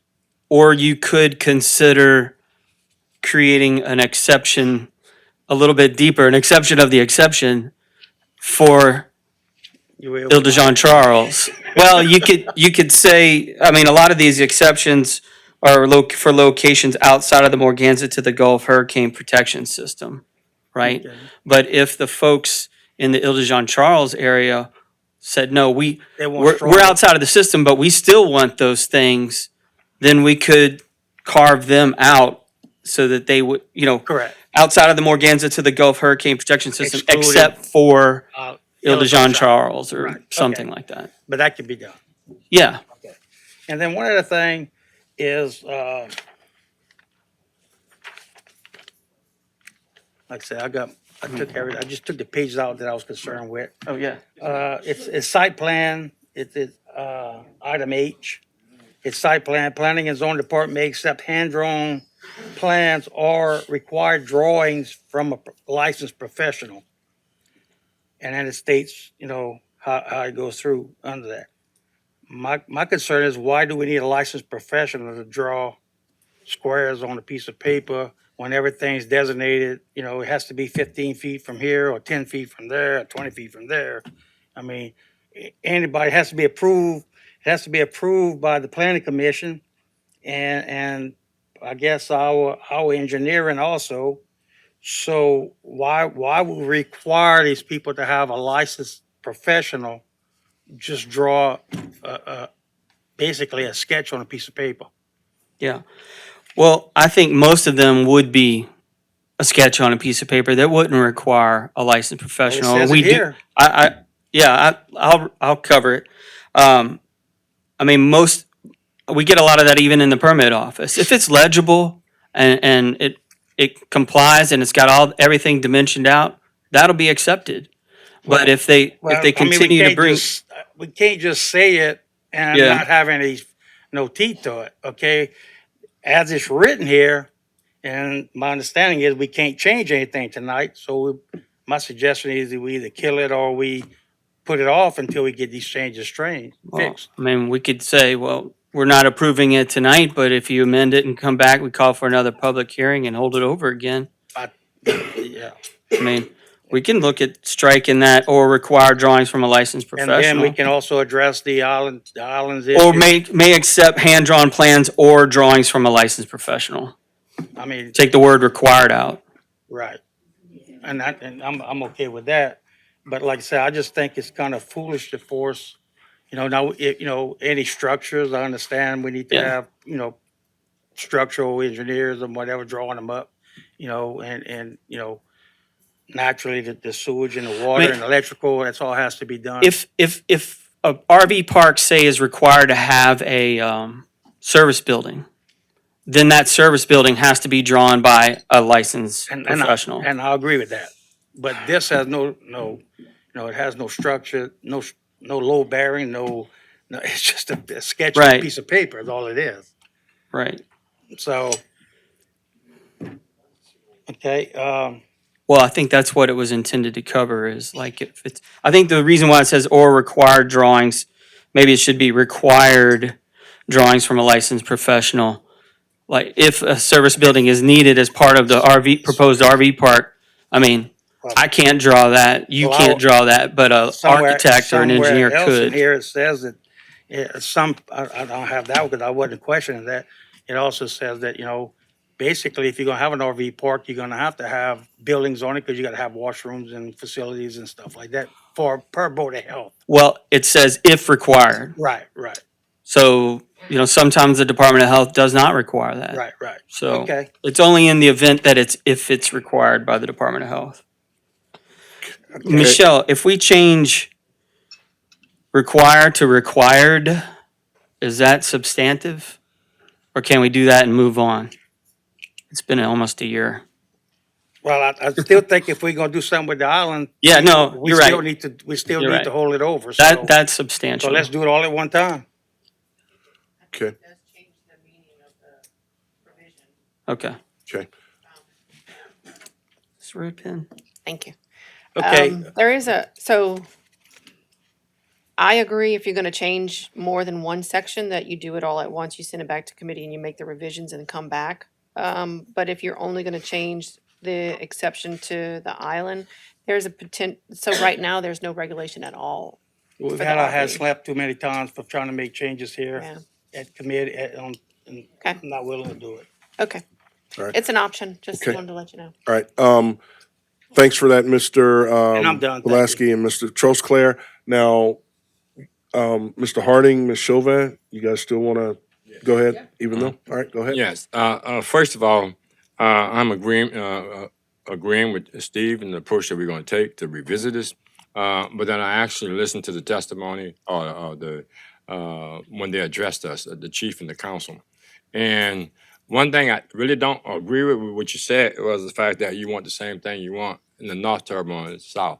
I kind of disagree with that because we are very diverse up here, and I'm pretty sure there have been talk within the nation, the combination of the nations that, what I heard is that they were telling you that your land is no good. And now you see people that's coming down there and just turning it in basically to a result. I know the conversation got to be different from what I'm getting it up here and you actually saying, but I'm feeling what you're saying. So I'm supporting you in reference to that. But then there is a difference, and that's why we have to make the adjustment up here to suit the people. Not, it's good to have tourists come here and come catch our fish and go bring it up. If y'all want to call them Yankees, you want to call them Yankees, but Yankees come down here and take all our redfish. But still, these are the people that actually, if they made mention of Montague, you made mention of the Chauvin area, you made mention of the Dulac area. These are the original people that we actually have to go. And whether Miss Chauvin want to bring our kids down there to learn how to speak French or not, it is a culture that we should maintain. So I'm very, very supportive of us actually trying to do what we need to do to actually suit the needs of the people and create an avenue for tourism. But then I can't see telling people that their land is no good and then other people coming in and taking a lavish lifestyle with it. Thank you.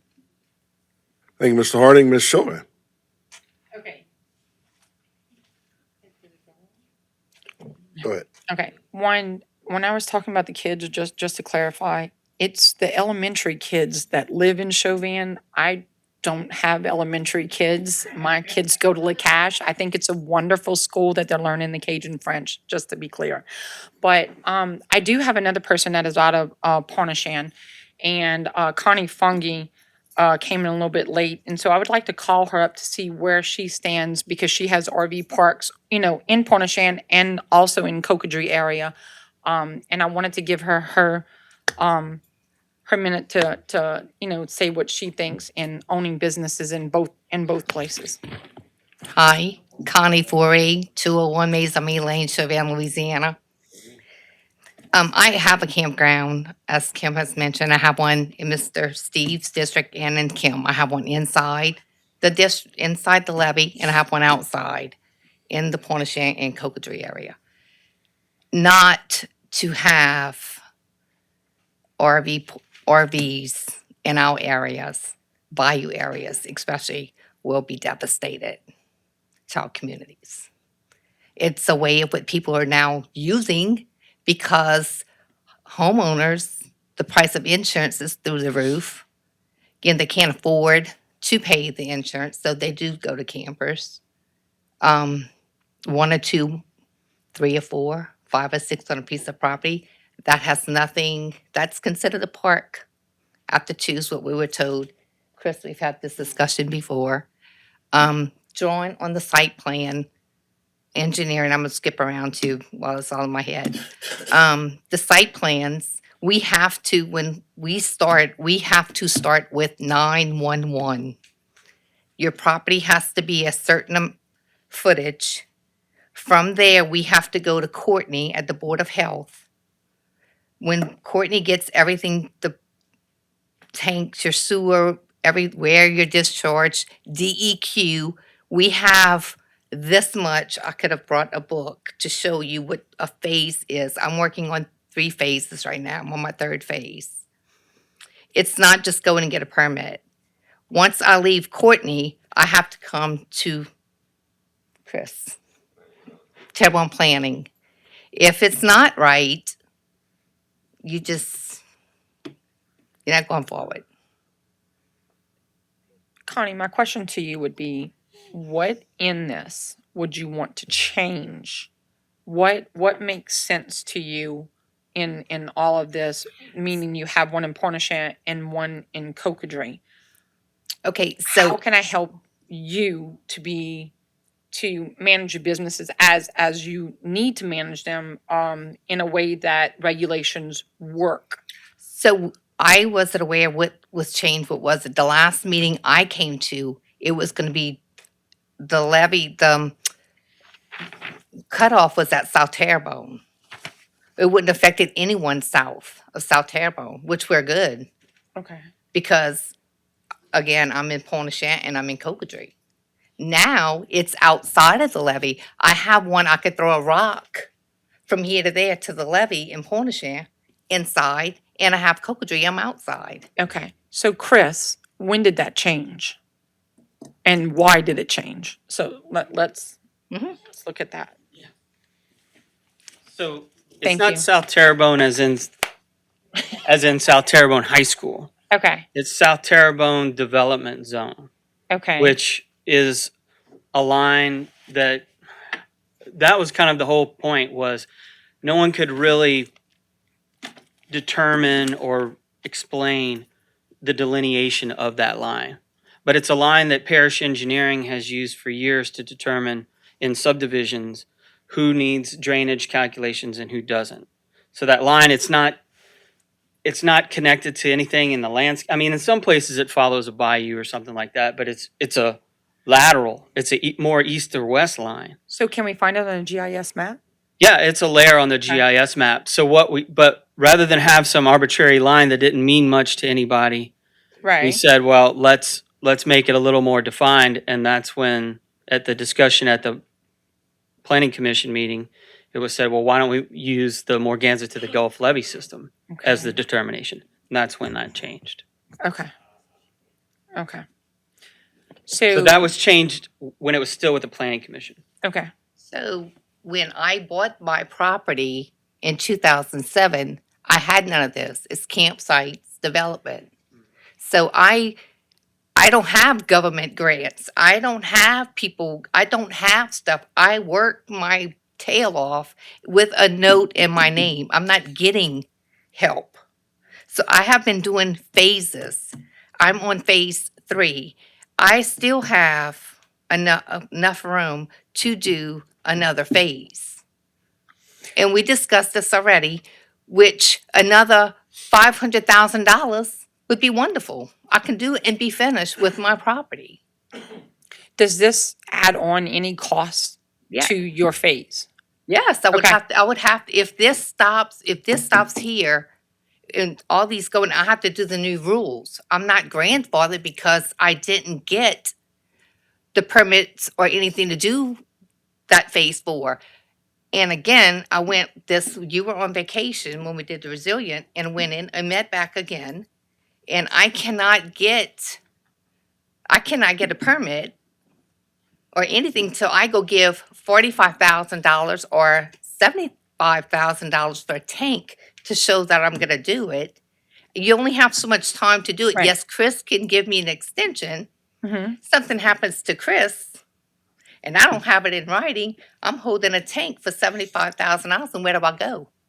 Okay, but this is my question. What is the extra cost to you for doing these? Have you like looked at it and If I was to do the next phase, about Right. $500,000. it's an extra 500,000? Mm-hmm. Okay, Mm-hmm. all right.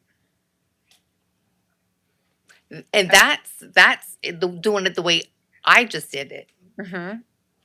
Now, if I have to do cement roads and fire hydrants and landscape and another bathhouse and whatever else they want me to, it's Right. Okay. Now that helps. engineer. Roads, though. No, mine's not. If I had in to. here. Okay, so they changed that because the last time it was cement road, DOT roads, which I passed that because I'm It's better than crushed DOT. aggregate surface constructed to Now. DOT standards. Okay. Yeah. So what we were talking about was she's got, 3 phases of an existing RV park that would be grandfathered in. Any existing phases. RV park would be grandfathered in.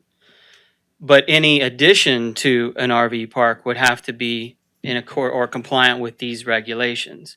So what we were telling her was, if you get your application in, like right now, without any regulations, basically what most people all are applying for is trade permits for utilities, and if they're putting in asphalt or concrete pads or something, then they get permits for that. So if she were able to come in and apply for those now, before these regulations become effective, you're grandfathered in based on the date of the permit application if it's not something that's already open and in the ground. So she can get in. Mm-hmm. It's kind of like when new building codes go into effect August 1st and July 31st. Miracle, we have a whole ton of permit applications on that day. There's a reason for that. And Mhm. so that's what we were explaining. But what she's explaining too is that before she can even get to us with the permit, one of the prerequisites is that pink slip approval from the Department of Health, Okay. which is where you're having to get the tank and all that stuff. Right, and like I said, I had gone in and I have to do the site plan and it's just extended off, but I can't get it. You can give it to me. But again, something happens to you and I have that 160 days or 60 days or whatever it's gonna be. Well, you could apply and we would just not issue it until Again, Until it comes in. but Okay. again, if something happens, Okay, let me ask you this. When you said it would cost an extra 500,000, that's not the tank because you're gonna have to get that anyway, correct? So the extra $500,000 is pertaining to the new regulations? that would be, no, that was just to do it the way I did, like I just did a phase. So if I had to do cement or the whatever asphalt crunch now, it's double what I paid, triple what I paid. You still have to do cement pads, which I have, all the electrical underneath, 3-phase, Okay. the pylons, the panels, the poles, Okay. the plumbing, the wiring. That's the cost of making an RV park. That's extra from The this? tank, I know, but listen, and then listen. the phase. No. I'm understanding what you're saying as that is the cost of putting an RV park together. What I'm asking you is the extra that it would cost you. $500,000. 500,000. Okay, just want to be clear. Just want to be clear on that. All right. All right, you're good, Ms. Chauvin? Yes. Sit down and show yes. you what I have All right. already, Susie. Okay. Mr. Amity? Thank you, Mr. Chair. Chris, talking about this line, does that run through the south portion of the parish? It's not like just Chauvin, Pointe-aux-Chenes, Montague. It goes through Dularge, Dulac as well? Correct. Okay, because that's something that I was speaking with Ms. Chauvin about in our discussions on this, because like Mr. Harding said, the north and the south is two different creatures. Up in the north, we've got $500,000, $1 million homes that somebody wants to put an RV park next to, which is going to severely affect their property values. That's why I asked for the 1,000-foot buffer to be put in. They don't have 1,000 foot. So to me, it makes sense to have that line in there, because what Miss Connie and her brothers and all are doing down there is a different kind of park. It's not like Hideaway Ponds up in Gibson. You know, I know several people that have these parks where these people come in to fish cocodrie and such, and they just come in there, whereas other people are actually camping in them. So I mean, I would kind of like to see that be put in there so that it can affect those areas different. I know Todd real well, and we talk about this all the time. And it was mentioned that people are resorting to this for housing, but they're not built to live in. You know, they're recreational vehicles. So I understand the difficulties that people are having, but sometimes, you know, you have to protect the public from themselves. So if they're doing them to live in, then to me, that's a mobile home park, not an RV park. And I mean, I have them on my street, and I live in Gray, and we have them in Schriever as well. And I'm just trying to protect, because we have a lot of development. I'm just saying that we've been kicking this can down the road for a long time, and I don't have a problem holding it a little bit longer to make these couple of changes that Steve was talking about, because they make sense. But ultimately, we need to have something. And I think by drawing that line and giving some different criteria for what's above that line and what's below that line, I think that makes sense as well. So let's consider that as we consider Steve's changes as well. That's all. Thank you.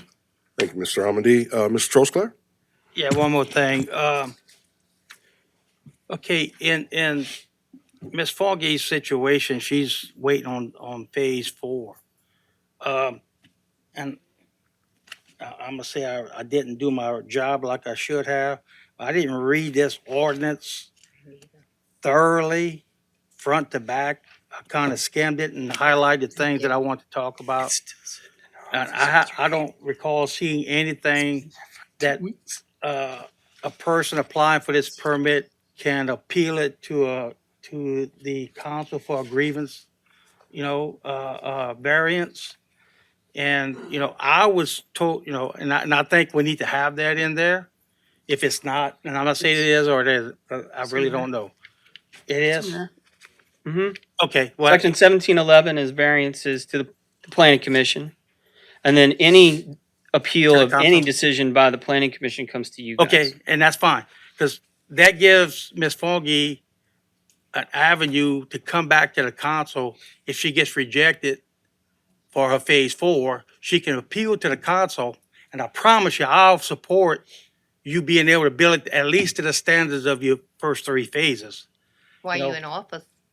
And because there's no reason that it shouldn't be, because that's met every code up until today, okay? So, as long as you have an avenue to come back to the council, you have I think a really good chance of bypass, or not, I'm not gonna say bypass, but getting a variance to where you can build to at least what you have already. You can't go less, but at least you can go that way or more. And so if that's language is already in here, and like I said, I didn't see it, okay. So it's there, so if you get anybody, I'm speaking to you because you had the podium, but if you get to a point where, you know, you can't, they giving you a problem and they rejecting your permit for what, because you don't want to plant 10 trees, well, you can come to the council and appeal it and we can override it. So that's another avenue to kind of relieve some of your pressure. Because I don't want you to have to spend $500,000 either. No. You know, how it's much it was on the ridiculous. last one, It's and, you ridiculous. know, You'd have to let it be 110 to get your money But back. again, considering we spend this kind of money and take the chances of getting notes and working through it, it just shows you that we're trying to get the people here and people come to our area. They support the bayous, the Homa, hardwares. I mean, we've been through this again and again and again. Fishermen, property tax. But how do you tell? Because I can't. Well, I had this You know- conversation with the parish president and Mr. Lee Rett Monday. Everybody thinks that everybody comes in to the parish, through the north of the parish, who want to make sure it's pretty when they get here. Well, most of them are driving to the south end. They're going down there. And they want to stay. The Outside people, I'm talking about, Yeah, I'm talking I about have a lot tourists. of outside people too, and So- the people bayou areas are the best people. Right.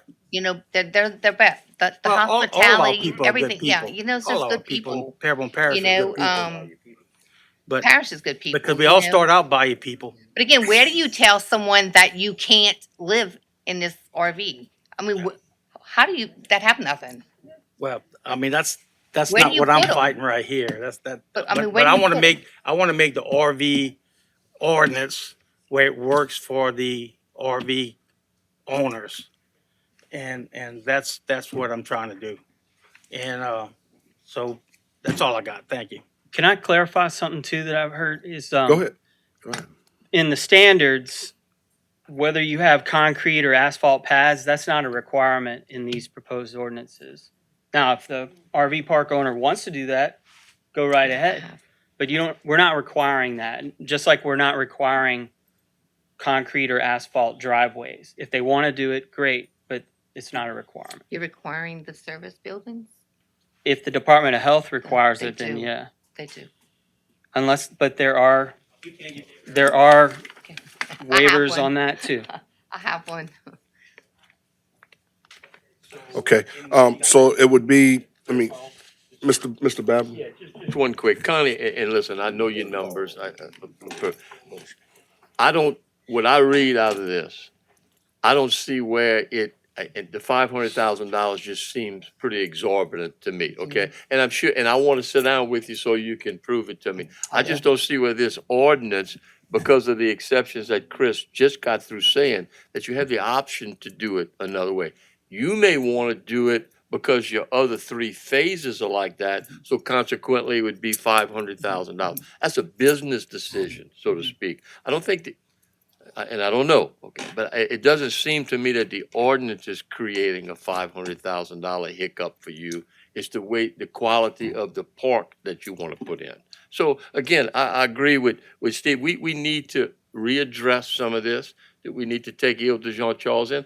What they're asking affects you as well, because then it puts you within the same system as everybody else. Okay, so again, I want to sit down with you and find out about that. We're going to delay this. We're going to hold it off. And the $500,000 is not what they cost. It's what it costs. Like I said, I have cement pads. I could go to dirt roads. No, but it's- but I just wanted to make sure that everybody understood that this regulation is not going to cost you an additional $500,000. No, it's not It's what regulation, you it's my want to own. build is going to cost But I have an to additional. get my permit. I have to get my tank and stuff started. And I understand that, but remember, some of this is Board of Health. It's not necessarily us. But I have to okay? start So- there. Right, no, I know.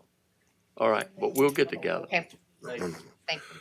Okay, third and final call, public. Oh, come on, sir. Mr. Pledger, keep it up. Thank you. Good evening, everyone. Name and address for the record. Absolutely. All right, My name is Jody Billiot, live at 310 Mauler here in town. I'm also a councilman with the Paunash Indian Tribe. And so I think to kind of clear up or to give a little clarity to why we're fighting so hard to have the island included. One, it's the island people, the people who came from there want to be included in the stricter regulations. I know that may be inconvenient for some people, but those people are the majority there, or they're the majority landowners for that area. And what we're talking about with these two communities, Lower Pontchartrain and Ile de Jean Charles, these are two of the last vestiges of predominantly Indian peoples. So I know there are some people who want to make money. I'm not against that. But what I am against is doing it at the risk of displacing these people further, displacing my people and displacing the people from Ile de Jean Charles more. It's kind of what I have on that. And if anybody has any questions for me or any comments, I just wanted to put that out there, why we're fighting so hard for it. Okay, thank you, sir. Any others on that third and final call, public? Yeah, come on up. Hey, come on up.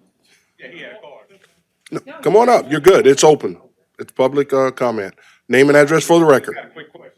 Name, 204 Constant Street. Okay. So I keep hearing the Board of Health is what's pushing the service building. But I was at the Board of Health a couple weeks ago to get a pink slip to add 5 more spots. And my septic tank, it could hold 5, but it's a 3,000 gallon tank. It could hold 24, but in the past, I put 2 washers, so it kind of downsized it. So I told the lady, I said, well, let's just say I pull these washers off. Can I get my other spots back? She tells me, well, the parish is requiring a service building. I said, well, the parish is telling me y'all require it. She said, we had a meeting on this. And so that's what I'm trying to figure out. that's a Chris's question there. Get out of the way. We do not require a service building. That is the Department of Health. It's in the plumbing code. Okay. Now, we can issue waivers if there are some certain instances where a service building would not be required if the park is for like workforce housing, like a man camp or whatever it's called. But that's the only time the parish, through our chief building official, can make those sort of exceptions. Okay. But the service building requirement comes from the Department of Health. Easy enough. Should answer your question, sir. Come on. Yes, sir. Name and address for the record, please. Dwayne Bazeron, 221 Inglewood Way. I'm just looking for some clarification. I'm actually looking to start an RV park in Dulac. My property is in the South Terrebonne Development Zone. And I contracted Milford and Associates to do drawings and everything to present to the planning commission for my permits and all. And he informed me that about the land requirement, the size. So I'm just looking for clarity of what's the do's and don'ts on that area. Okay, Mr. Pulaski, you mind? Again. Don't leave this time. Stay up. Yeah. Yeah. All right. You answered most of it. Yeah, so right now, I mean, these regulations aren't in effect. Okay, well, that's why he had stopped me and said that I was voting on it tonight. That Yeah. they'd be putting it in effect tonight. Correct. So because as it's written on here, as it was presented, that cutoff line that Mr. Jean is referring you to because of the minimum size requirement would only apply if you were outside of the would not apply if you were outside of the Morganza, but it sounds like you're inside of. Well, You're in, it's inside the levee protection, but yeah, it's in, okay. but it's But you're in that South that- Terrebonne Development Zone. Correct. So like Mr. John was saying earlier, we might take that demarcation line that is proposed to be Morganza to the Gulf and move it a little bit north to be the South Terrebonne Development Zone line, which if that's true, all those exceptions here, including minimum lot size, would apply. So Right. the 5 acre minimum wouldn't apply to you. Right, and that was the question, because I was in the levee system, but Yeah. also in the southern development, So you would want that change that Mr. John was talking about. right? Right. Okay.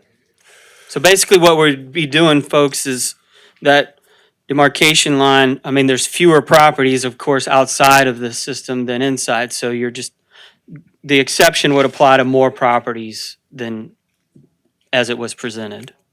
Okay. Okay. Is that map accurate? Yeah, that's it. So the hazy area is, Yeah, cause see, I'm right there. yeah, you're in it. So I'm You're in right- it. I'm right in it. Mm-hmm.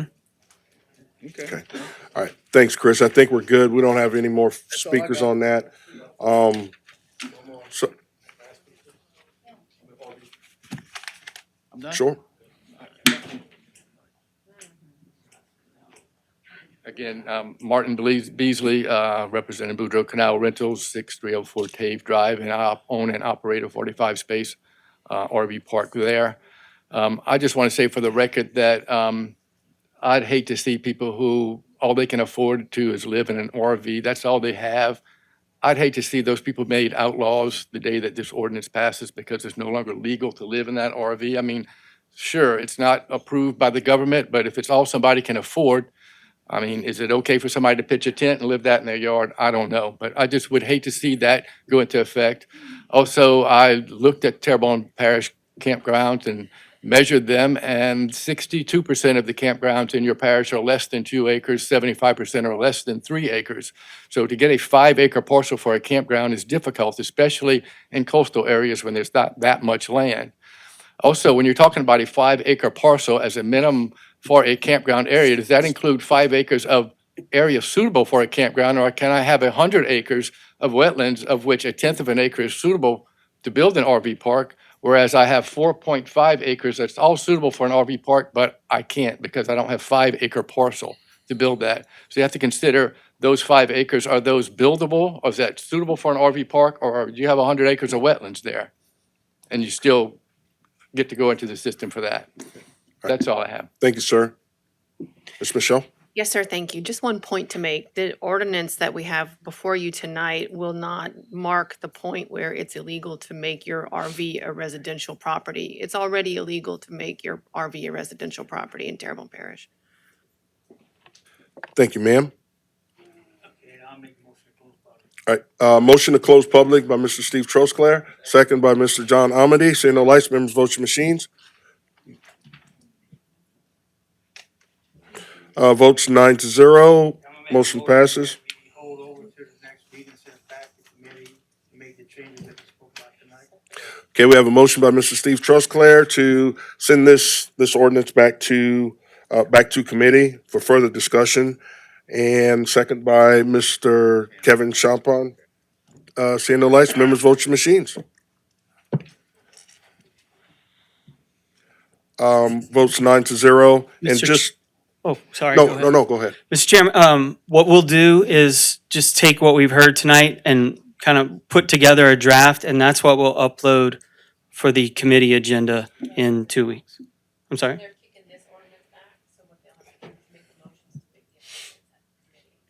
Right, but we'll try and get a jump start on the, Yeah. yeah, right. Yeah. Right. And also, just for the folks that are here, make sure that you watch, because it will be going back to committee. And at that time, you're more than welcome to come back and share your views and things like that too as well. Community development planning. So you can go on our website and find that meeting in 2 weeks on a Monday at 5:30. And you guys can come back out and share your concerns and thoughts too as well. All right, moving on. Item E, an ordinance authorizing the parish president to execute a cooperative endeavor agreement between Terrebonne Parish Consolidated Government, TPCG, and Dara Bennett for the continuation right of use of 1414 Dr. Beatrice Road, Terrio, Louisiana, 70397, as part of the FEMA Hazard Mitigation Grant Program within Terrebonne Parish. First call public, second call public, third final call public. Motion to close, Mr. Danny Babin, second, Mr. Carl Harding. Seeing no lights, members vote your machines. Votes 9-0, motion passes. Motion to adopt, Mr. Danny Babin, second, Mr. Carl Harding. Seeing no lights, members vote your machines.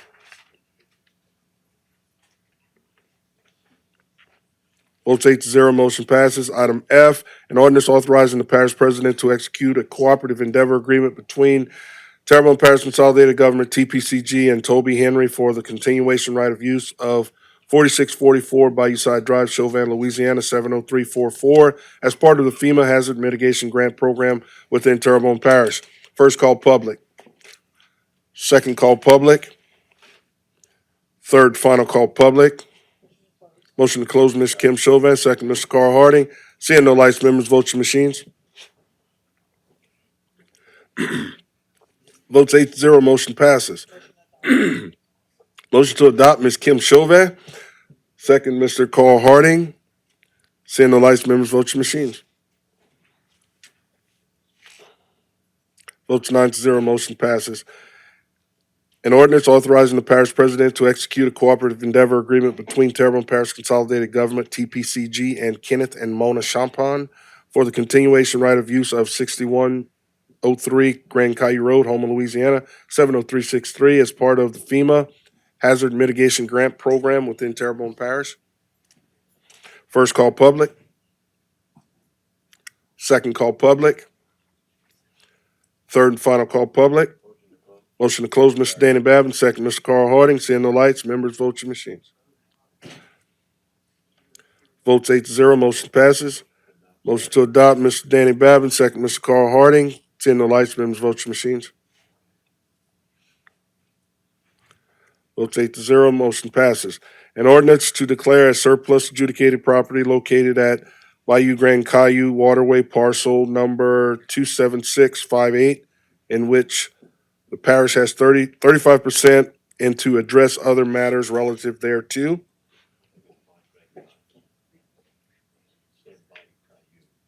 I'm sorry?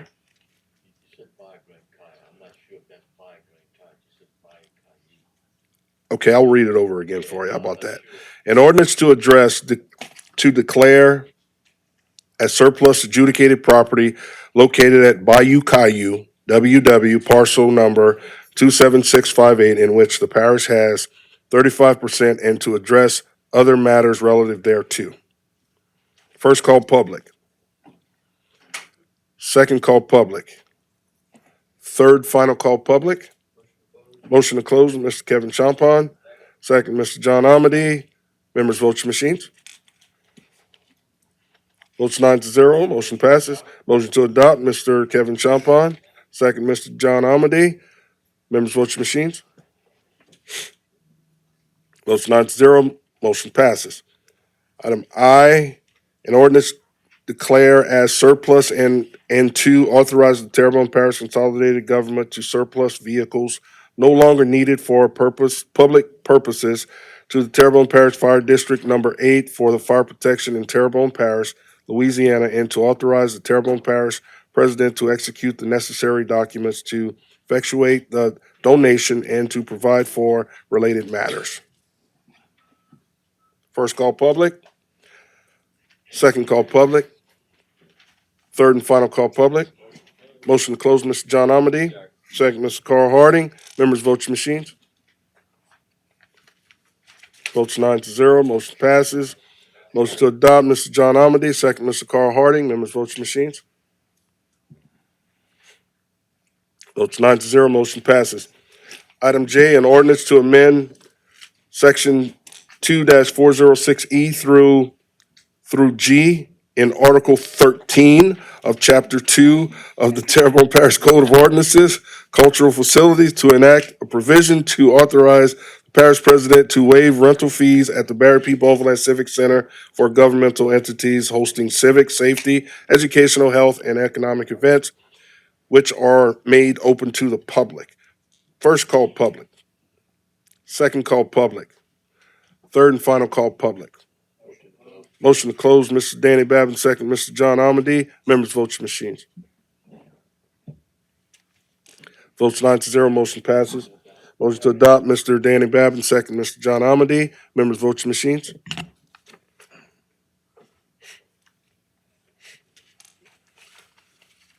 Votes 8-0, motion passes.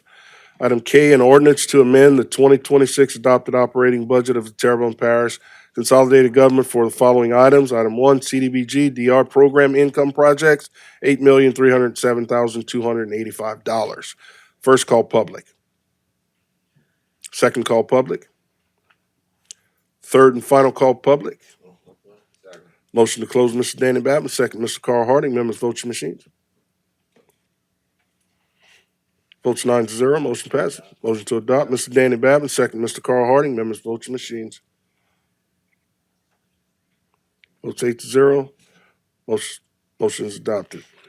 An ordinance to authorize the acquisition of sites and/or servitudes required for the Brady Road Bridge Replacement Project 20-BRG-33 to authorize the parish president or his designee, the chief administrative officer, to execute any and all documents necessary to acquire sites and/or servitudes for the said purposes, to authorize the parish legal staff to commence exploration proceedings in the event the site and/or servitudes cannot be obtained conventionally, to declare that the taking, if required, is necessary or useful for the benefit of the public, and to provide for other matters relative thereto. First call public. Second call public. Third and final call public. Motion to close, Mr. Danny Babin. Second, Ms. Kim Chauvin. Seeing no lights, members vote your machines. Votes 9-0. Motion to adopt, Mr. Danny Babin. Second, Ms. Kim Chauvin. Seeing no lights, members vote your machines. Votes 8-0, motion passes. Item M. An ordinance amending the Code of Ordinances to establish a 15-mile-per-hour speed limit zone along the entirety of South Dupree Street in Montague, Louisiana. First call public. Second call public. Third and final call public. Motion to close by Mr. Steve Trosclair. Second, Mr. John Amady. Members vote your machines. Votes 9-0, motion passes. Motion to adopt by Mr. Steve Trosclair, second by Mr. John Amady. Members vote your machines. Votes 9-0, ordinance is adopted. Okay. Item B, Councilman John Amady requested discussion regarding council members' decorum and actions during meetings. Mr. John Amady. Thank you, Mr. Chair. And to my colleagues, those listening, I just want to speak a moment on the matter of decorum. By definition, decorum is behavior that reflects good taste and propriety, conforming to the standards our constituents expect of us. Lately, I think that we've sort of started to drift away from that standard, and I just wanted to bring it up to kind of pull things back in, because I believe that while healthy debate is the lifeblood of our work, sometimes we allow ourselves to become bogged down with petty and argumentative issues. If we look toward the future of Terrebonne Parish, we can see that we're coming to a critical crossroad, and I think it's going to take all of us working together to see this parish through. A lot of times people don't realize what's going to happen. But right now, thanks to Mr. Cohen Guidry and the TITA board, we have a rare opportunity with that current leadership to attract a true diversity of industry. You know, we've always been relying on the oil and the services industries. We have the medical, and I always believe that we needed to get some tech and some manufacturing in here as well. And they've been doing a fantastic job, so I commend them on that. Having followed TITA and different leadership through the years, these guys are really putting the feet to the pavement and getting some things done. But you know, these companies are not going to come to a house that's divided, because they look for stability. They look for infrastructure. That, you know, if we don't get our roads fixed, they're not going to come in here with their trucks so that their trucks can be beat up. They're going to need power grids that can sustain them. That's one of the things that we have to look forward to in the future, especially with the rebuilding of our power plant and future additions to that plant in order to attract these people. If you look up north in the Shreveport area and all with the data centers that they're building, they're having to build plants just to be able to operate these things.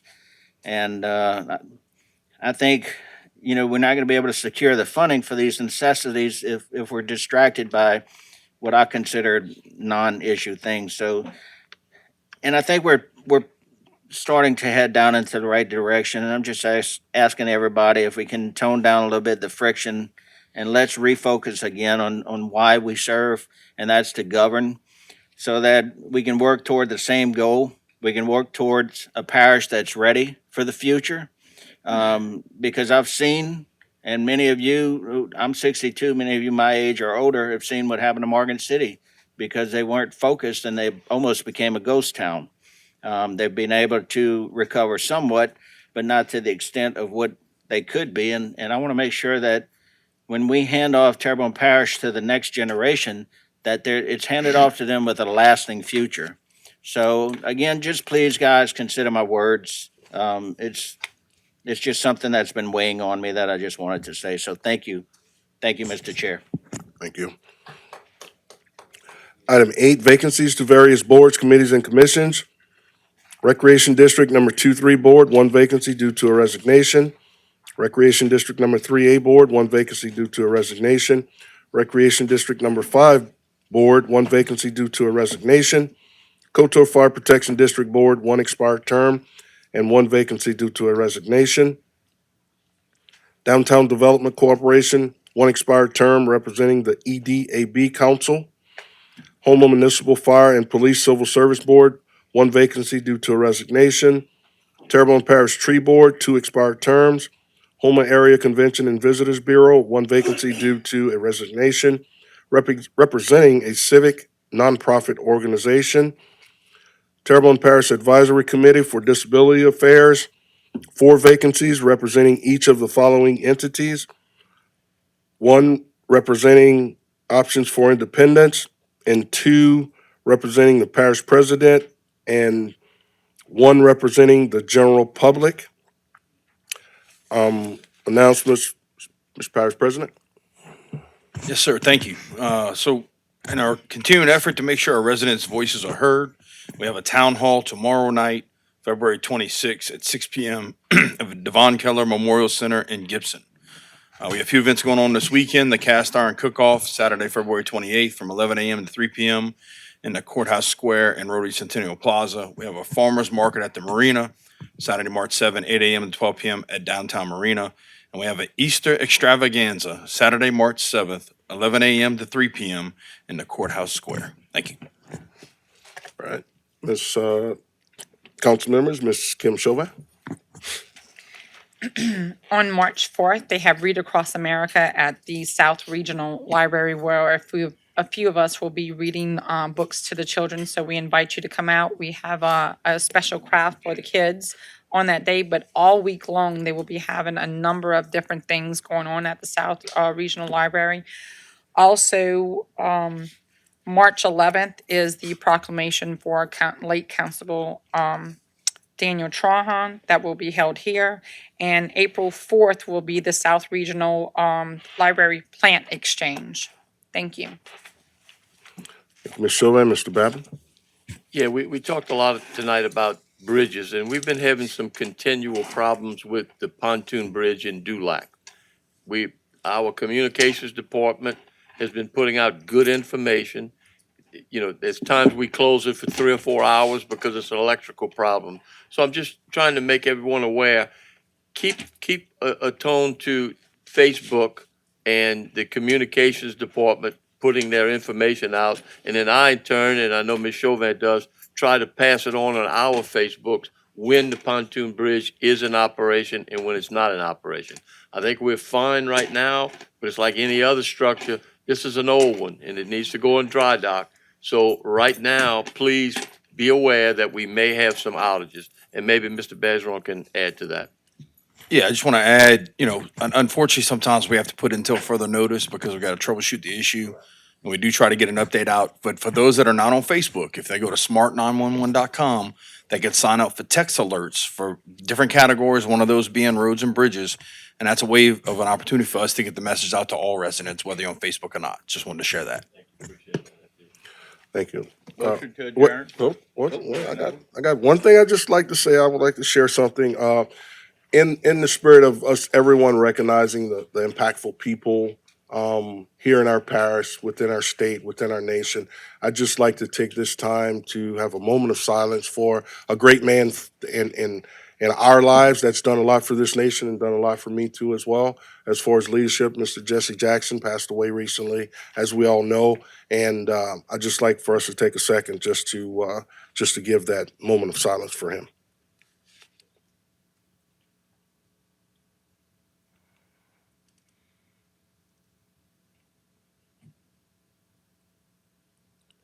Thank you all. I entertain a motion by Mr. Clyde Hamner, motion to adjourn. Second, Ms. Kim Chauvin. Seeing no lights, members, vote your machines. Votes 9-0. Good evening.